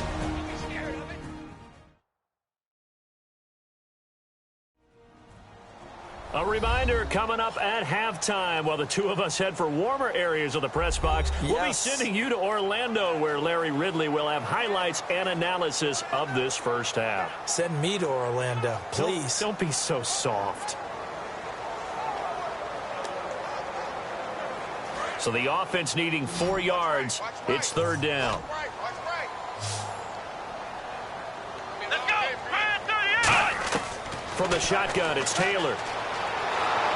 And he is going to be wrapped up and slung to the turf. Now we're going to get a timeout here called by the Patriots. It's just their first, so they'll have 2 remaining here before we get to halftime.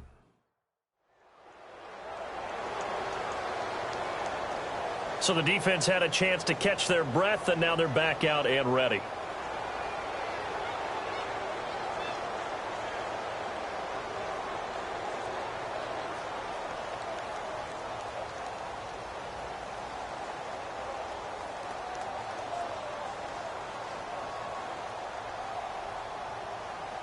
Here's Colton Schmidt now as the drive goes backwards, so he's on to punt it away.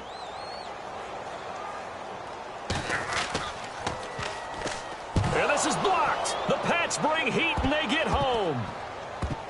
And they will wind up with the football and the possession. A chance for us to look now at the Bills defense. And we're going to get a peek at some of the hits that have helped them get this first half lead. And you know how the best hits happen? By being really good on that side of the ball in terms of fundamentals, being in the right spot, diagnosing plays well, and being there at the point of attack. They are really making it happen. But we say it all the time, offense, defense, don't forget about special teams.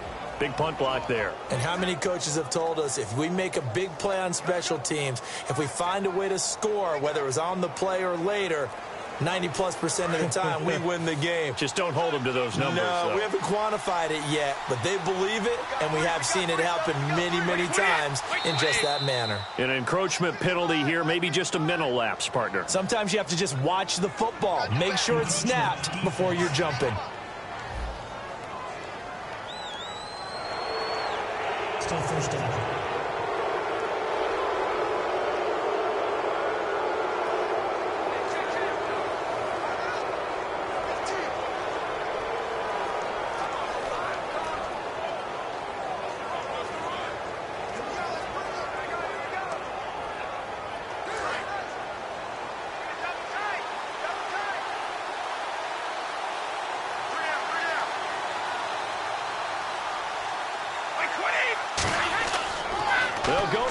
try and pound it in. And he is in. Touchdown, New England.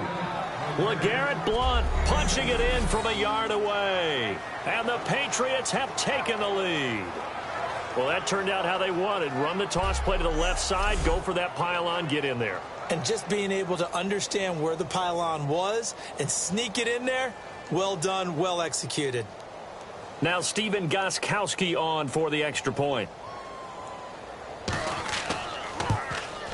And it's through, and that makes the lead 10-7. A nice, tidy little drive there, getting the ball in excellent field position, and only one play to score it.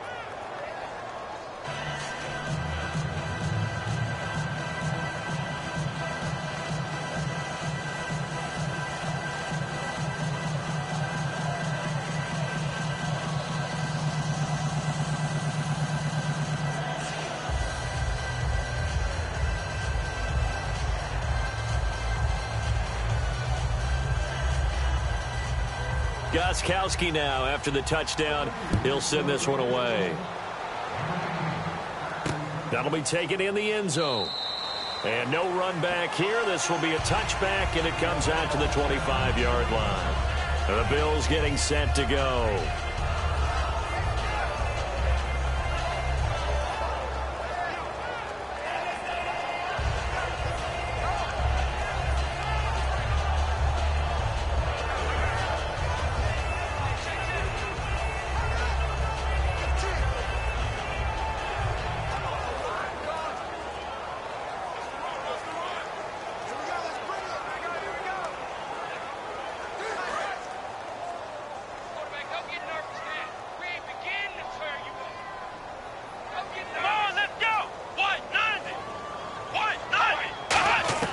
On first down, it's Taylor. Surveying the field. Looking for his running back, and he's got him. And he'll get it up to the 33-yard line.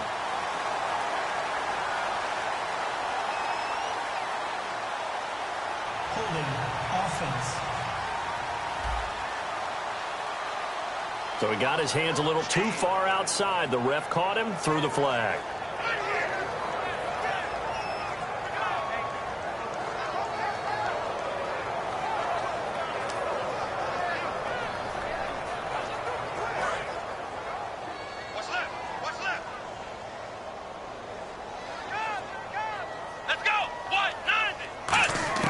From the gun, it's Taylor. And he goes down. It's a sack. They get him back at his own 3-yard line.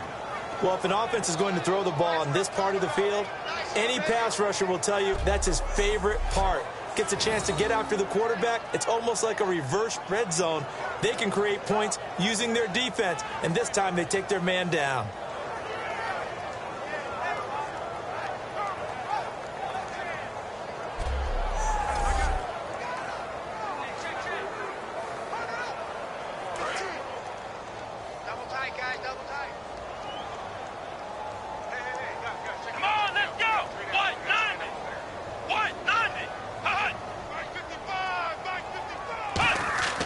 On second down, it's McCoy. And he'll find a little space. He gets this up near the 10. Now whistles blow, and the Patriots are going to take another timeout. So that means they're down to 1 remaining here as we head toward halftime.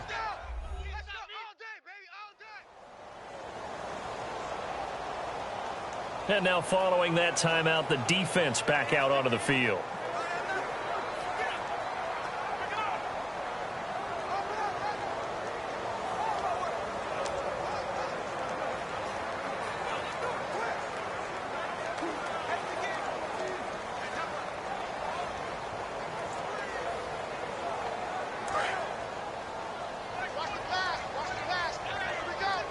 An extra corner on the field for New England here on third down. Yeah, another DB. They'll run with a backup. This is Williams. And he'll lose yardage and be down at the 7-yard line. Now hang on here. Timeout called by the defense. And with halftime on the horizon, they'll be out of timeouts from here forward.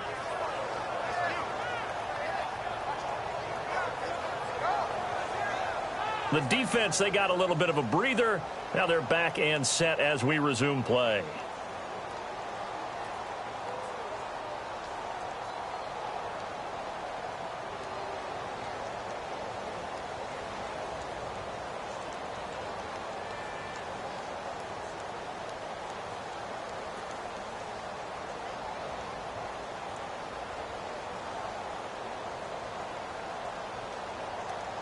Here's Colton Schmidt now. Remember, though, he did have one blocked earlier.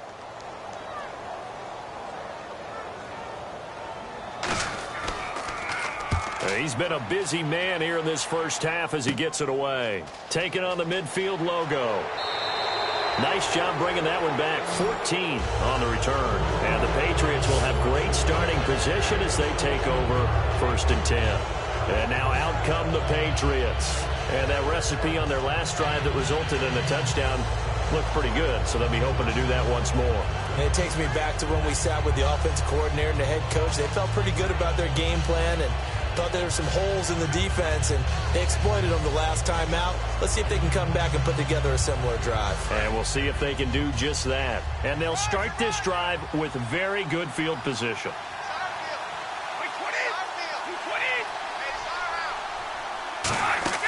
Now a play fake here on 1st down. He's got time in the pocket, fighting through, and he's going to go down. They get to him back at the 40. Jerry Hughes in there to get him for a loss of 5. Ready to throw on 2nd down. Finding time. Still back there. And he knocks the ball away, and it falls incomplete. Danny Amendola, that was the intended target, and it's 3rd down. It's always tough for the guys throwing the football when they think they've got a completion and the ball's almost there, and then someone sneaks a hand or two in and bats it away.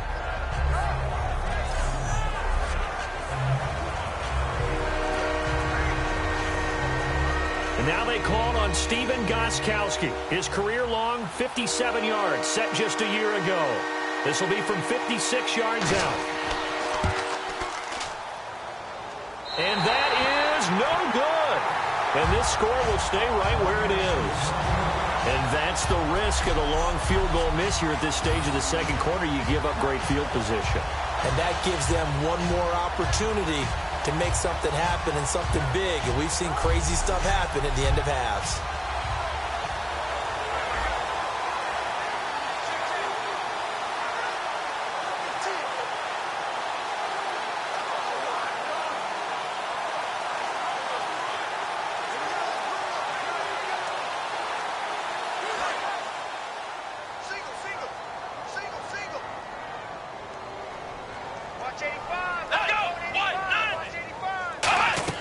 On 1st and 10, it's Taylor. Nowhere to get away, and down he goes. Taylor is sacked. Now hold everything here. We're going to get a timeout by the offense. So as they take it over, we step aside.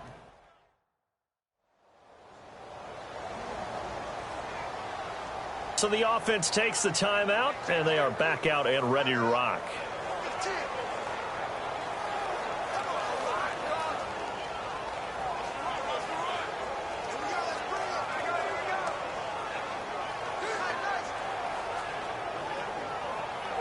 And unless this is a quick incompletion, this is likely the last play here of this first half.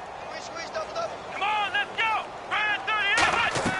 Final play of the half. It's Taylor. He's going to look deep for Watkins.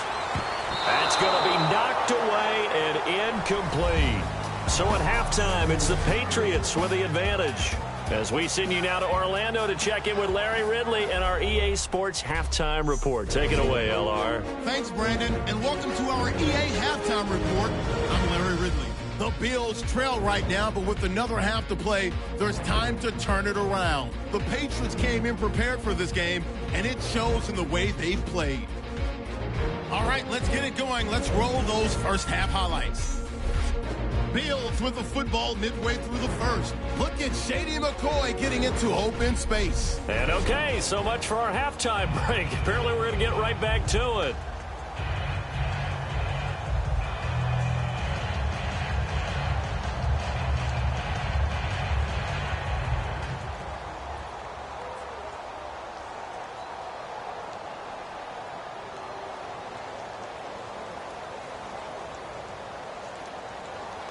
Both teams appear ready for the fight ahead, and we resume action here in quarter number 3.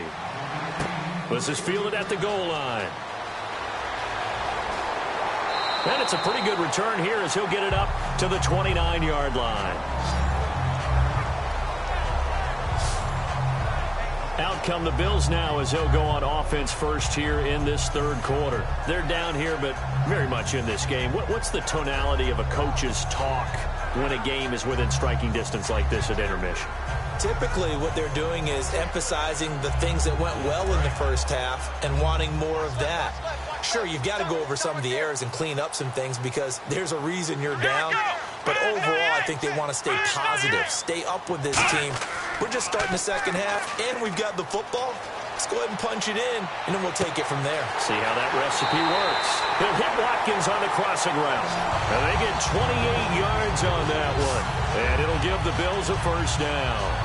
He may have had some offseason foot surgery, but that hasn't prevented Sammy Watkins from being Sammy Watkins, and that's special. And when we see him before the game running the route tree, looked like the same Sammy Watkins to me that we saw a year ago. Yeah, and I think he's going to just keep getting better and better. I love his explosiveness off the line of scrimmage as he starts his routes. They'll run it now out of the gun. And very little there. He might have gotten a yard. Yeah, I think he got a yard to the 41. Devin McCourty brings him down.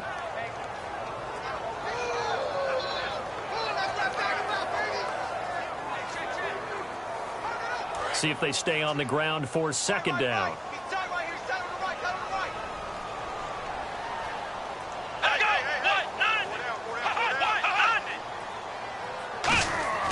Taylor. Right side complete. That's Woods. And they're able to get this one past the 30 down to the 25. Simple slant route, and partner, a really nice hard throw by the quarterback. Nice timing between the quarterback and the receiver. They were perfectly in sync, and he put it right on him on the inside route.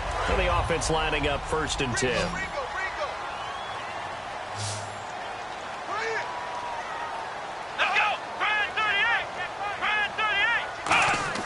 Here's Taylor. And he's got the hook up here. It's Woods. And down inside the 15 he goes. Give him 11 on the gain there. And it's first down, Buffalo.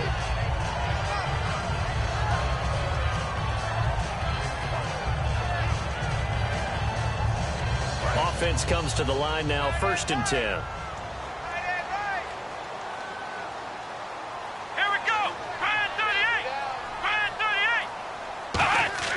10th carry now for McCoy. And he'll fight his way down right around the 12. 2 yards on the carry there. It'll be second down.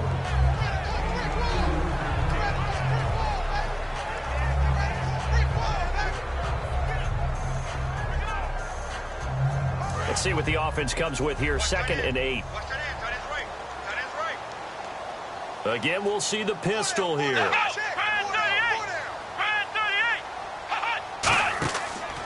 They'll go again to McCoy. And he is going to lose yardage here. It'll be a loss of a yard, and it'll be 3rd down. That play never got off the ground because of the defensive front. They owned the offensive line, which allowed the linebackers to see their openings and run straight to the ball. That's why that play just never had a chance.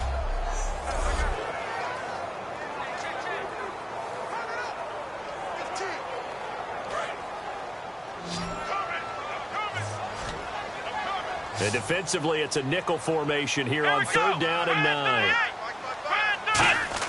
From the shotgun, it's Taylor. Can't find anyone open. This will be caught at about the 3. It's a good gain of 11, sets him up 1st and goal. Okay, I'm not a fan of any routes that just, turn around defensive backs, mainly because I was a defensive back.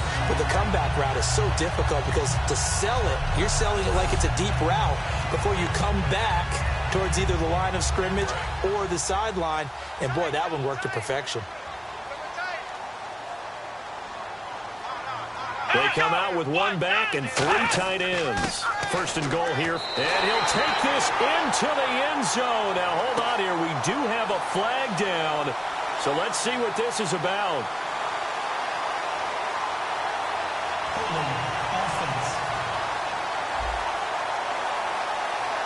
So a little grabbing there, but this time it goes against the offense for holding.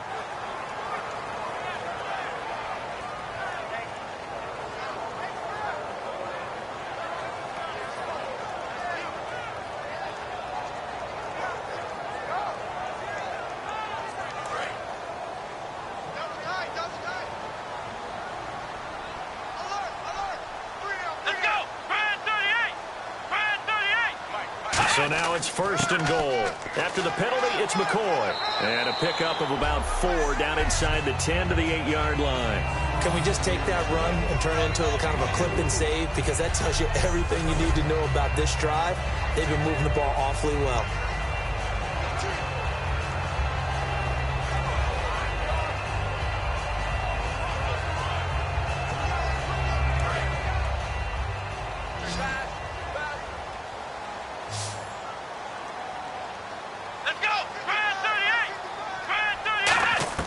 On 2nd down, here's Taylor. Looking middle, and it's incomplete. Robert Woods, former USC man, the intended target. 3rd down here.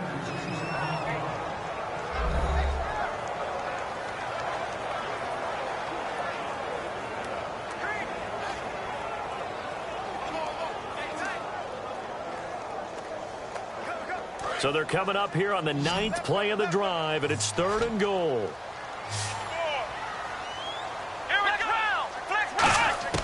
Out of the gun, it's Taylor. And this is going to be incomplete.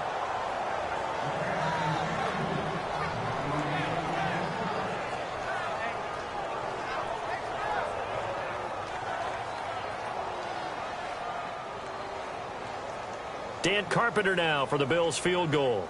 From the right hash, and this one just a chippy.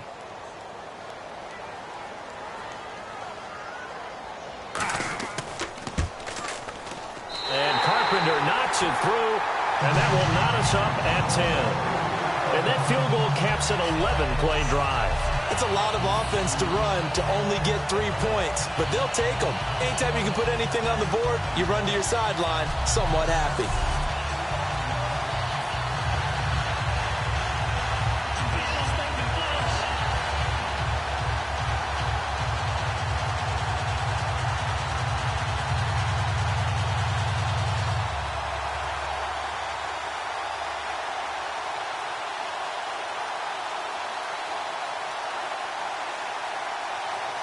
So we're right back where we started, all even as the kick's away. Martin will return. And not a bad return here. He gets it out to the 25-yard line. A look at the offense now here, coming back out on the road for their first possession of the 2nd half. Last time out, they had that long 50-plus yard field goal that they missed. And I'm sure on their sideline they're thinking to themselves, okay, do we still want to try one if we're in that position again? And I would dare say that the answer would be yes. They're going to have a lot of confidence in their kicker. But just to be on the safe side, I'm sure they told their offensive guys, can we get a little bit closer this time? Get a little closer. Yeah, well, you know, I'd rather get in the end zone first and foremost. But if all else fails, less of a field goal attempt for him. The drive starts with a handoff to Blunt. And nothing doing. He's immediately taken down at the line of scrimmage. Officially no gain on the play, and it's 2nd down. Boy, that's a lot of sirloin steak to be taken down for no gain, partner. Are you trying to suggest that he is a huge man? He is not just a big man, a huge man. Big boy. Well, how about the credit then for the defense to be able to chop that big tree and put him on the ground? I know back when you played, it took 4 of you to take a guy like that down, right? Well, that's for sure. And you know what else? I didn't want to challenge him at dinner either. On the slant, he gets it to Gronkowski. 8 yards on the completion, but now they face 3rd down.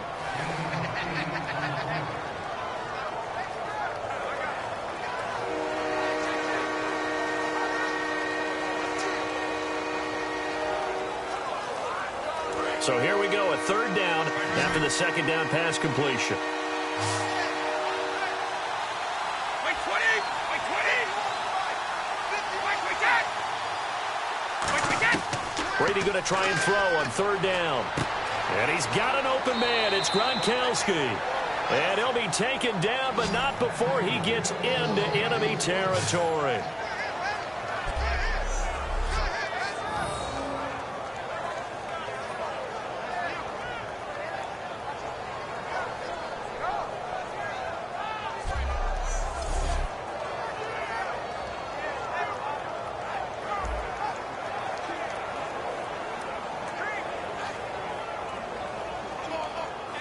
So after that big gain, let's see what else the offense has up its sleeve.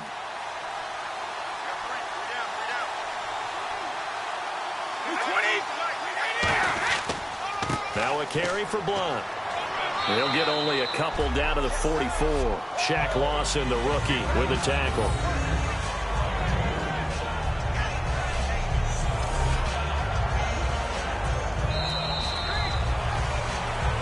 One quarter remains here in this Thursday night matchup. We'll return with more after this. This is the NFL, and it's on EA Sports.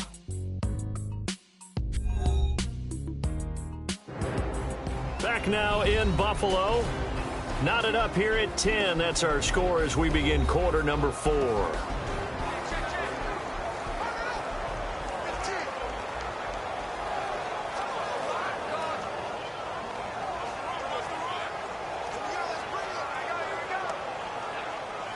And after the play on the ground, that brings up second down here.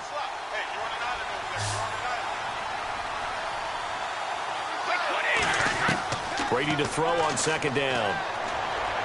He gets it into the hands of Gronkowski. Complete. Only 3 yards on the catch. It's third down. I'm wondering if the same thing went through your mind as mine.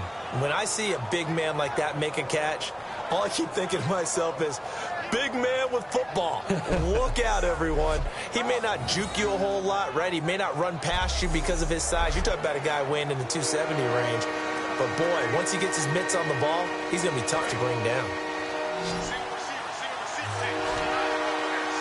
3rd and 5, so they bring in an extra defensive back. Expecting pass. From the gun, it's Brady. And that's complete to Lewis. And he's able to pick up the first down here before he goes down at the 26. Would it be safe to say that as precise as routes are supposed to be run in the NFL, maybe they're not quite as precise in college ball? That's accurate, yeah. And I think we saw a college route in the NFL there. Just find the soft spot, find the dead zone, and find the first down. And that's what he just did.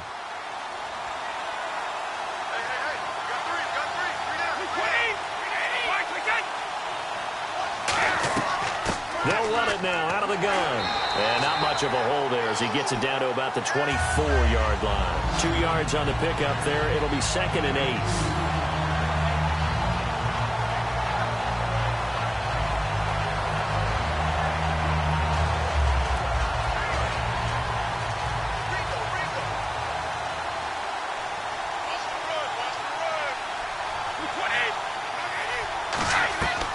Again, here's Blunt. Look at the spin. Balance. That one goes for 13 yards, and it moves the sticks. There's no doubt that his size is a factor, but I've seen a lot of big running backs in the league not have that kind of impact because they don't run like a big back should. Get behind their pads, as they like to say, lower center of gravity, and knock people backwards. Sometimes they run too upright and take too many hits. Not this guy. He knows how to get low, break tackles, and gain additional yardage. Brady now on first down. That is caught at the 7-yard line. 7 yards, the pickup on the pitch and catch.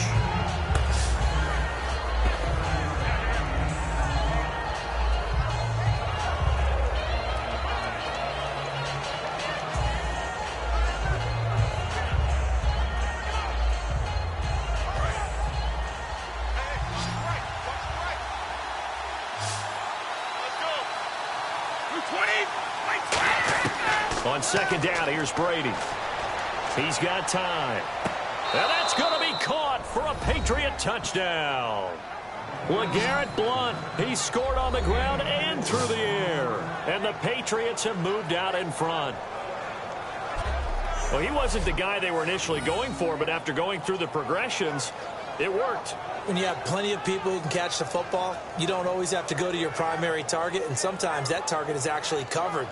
Nice job coming off of that and getting it to someone who was open. Yeah, the man out of the backfield gets in for the score. Extra point try for Gostkowski.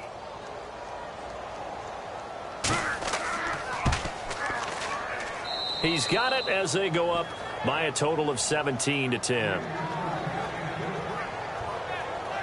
So the drive goes 75 yards, 10 plays, and it's finished off by a Pats touchdown.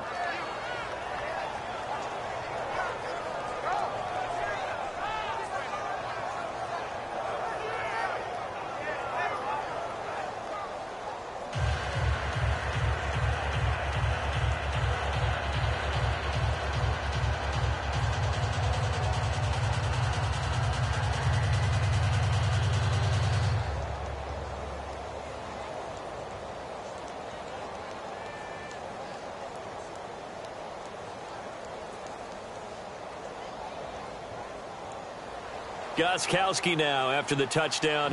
He'll send this one away. This will be taken in at the 1. And he'll take this one near the 25, call it the 26-yard line. Here now a look at LaShawn McCoy.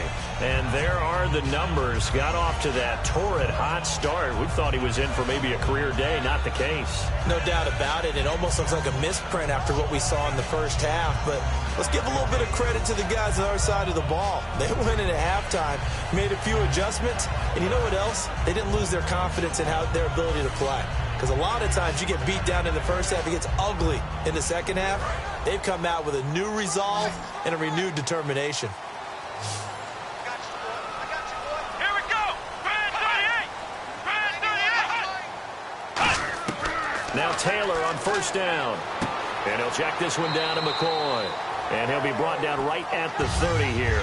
A gain of 4 on the play, and it'll be a second down.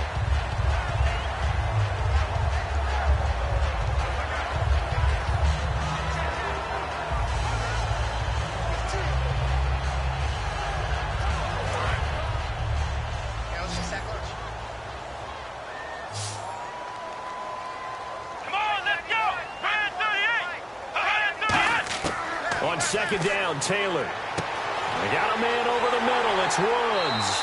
And he'll be taken down, but not before he gets into enemy territory.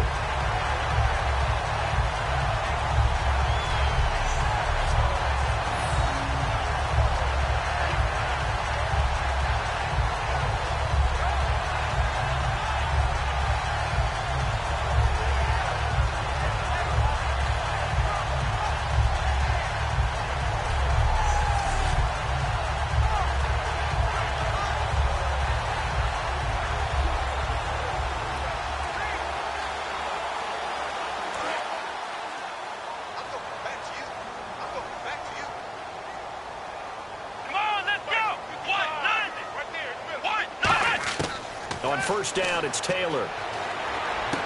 And that's caught left side. It's Woods. 7 yards, the pickup on the pitch and catch. So they're able to connect and beat the man coverage. Nice job between the two of them. One getting downfield, the other one delivering.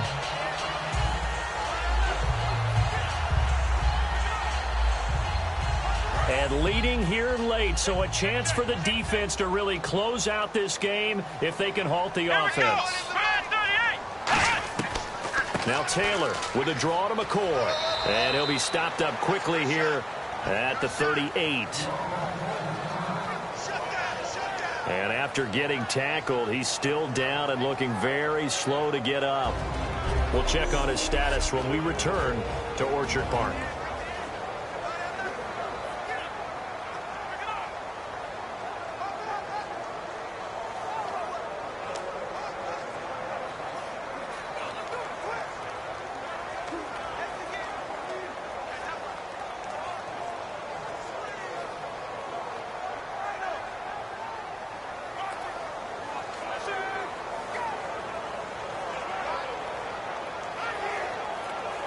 And, of course, the quarterback in this situation, he's realizing time is becoming a factor.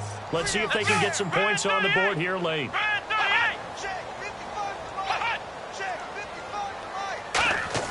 They'll fake the give to Williams. Now it's Taylor.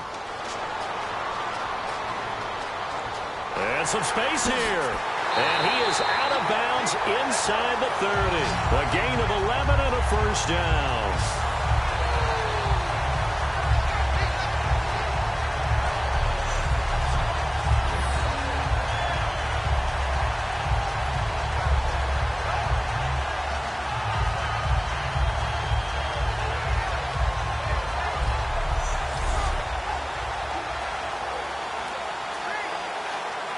And it looks like this will be the last play before the 2-minute warning. Come on, let's go! They'll throw on first down with Taylor. Surveying the field. And seeing no options, he just tosses this one away incomplete. Now that'll bring up second down.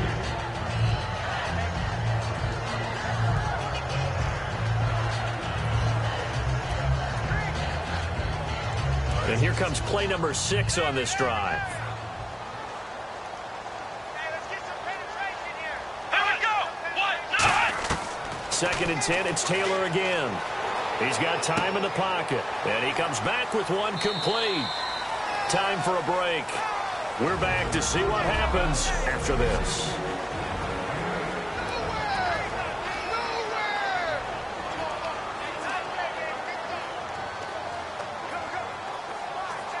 So it's Bills football here as we get you reset. And let's see what they've come up with offensively after having time to talk it over. He'll look to throw. Got a man. It's complete. Williams. And he has the first down before he's tackled at the 5. A nice pickup of 14, and it moves the stick, sets up a 1st and goal. Back to throw.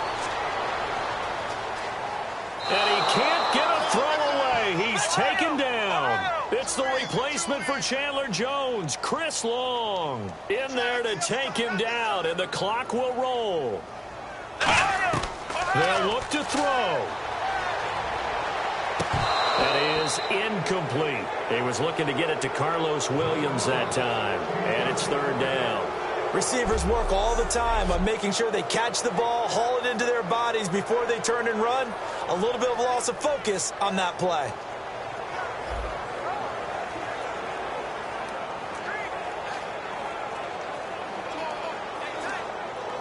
And the seemingly endless drive continues. Now, it looks like they might be expecting a pass, an extra DB in on 3rd and goal. That's how the game has changed. Now we think pass first, even in goal line situations. And that is incomplete. Charles Clay has tied in the intended target, and that brings up 4th down.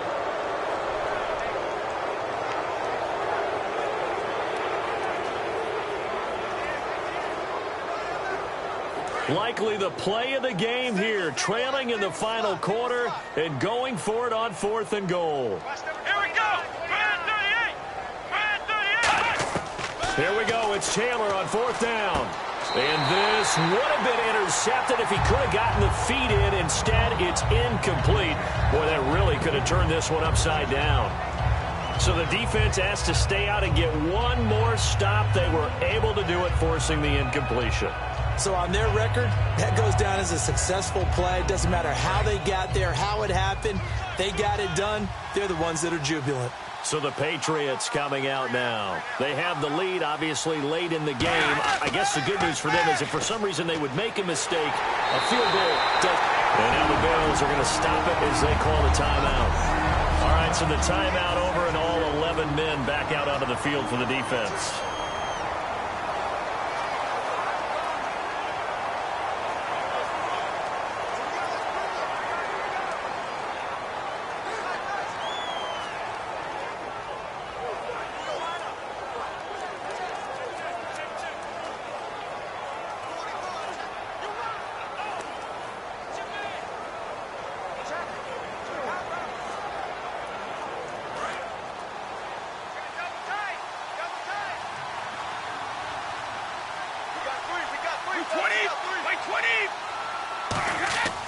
Here's Blunt. He'll try to get forward, but he's going to be stopped in his tracks at about the 3. So a defensive timeout, chance to regather, regroup, and get set as we resume action.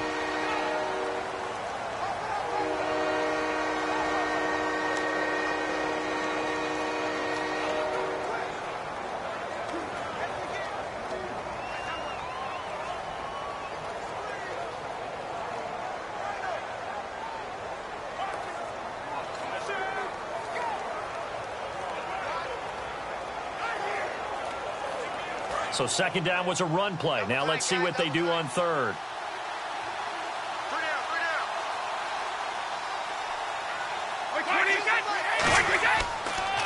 Now a carry for the shifty Dion Lewis.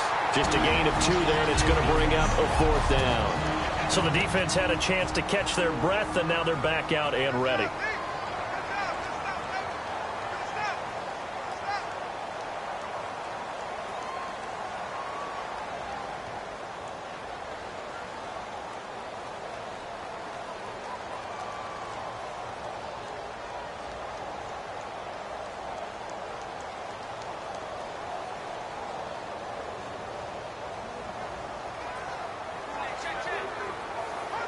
Here's Ryan Allen now as he's on to punt for New England.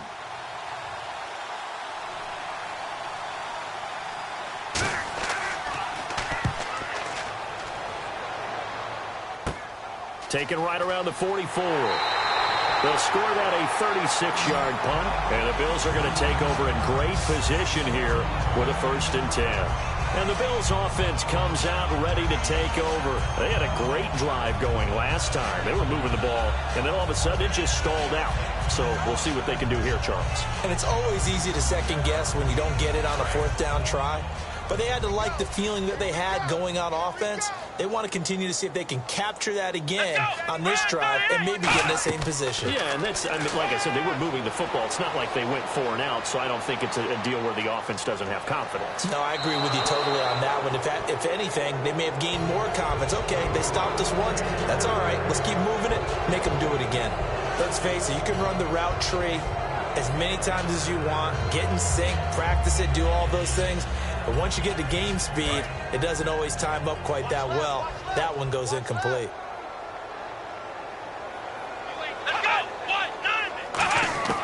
He's back to throw. Man open right side. It's the tight end Clay.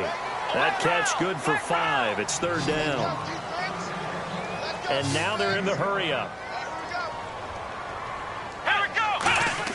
Back to throw. He's going to flip that out to the flat. It's complete. And he gets the 1st down here as he's taken down at the 24.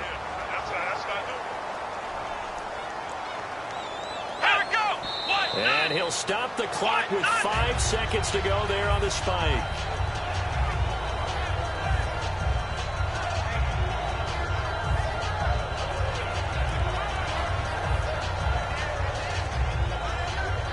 Ten yards still left on 2nd down.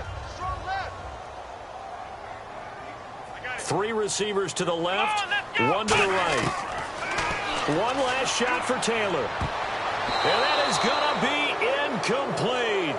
Boy, they got the tip they were looking for but couldn't secure it. And this one's over. But, Charles, a 1-score game. Down to the end we went. They had one final play in that 1-score game.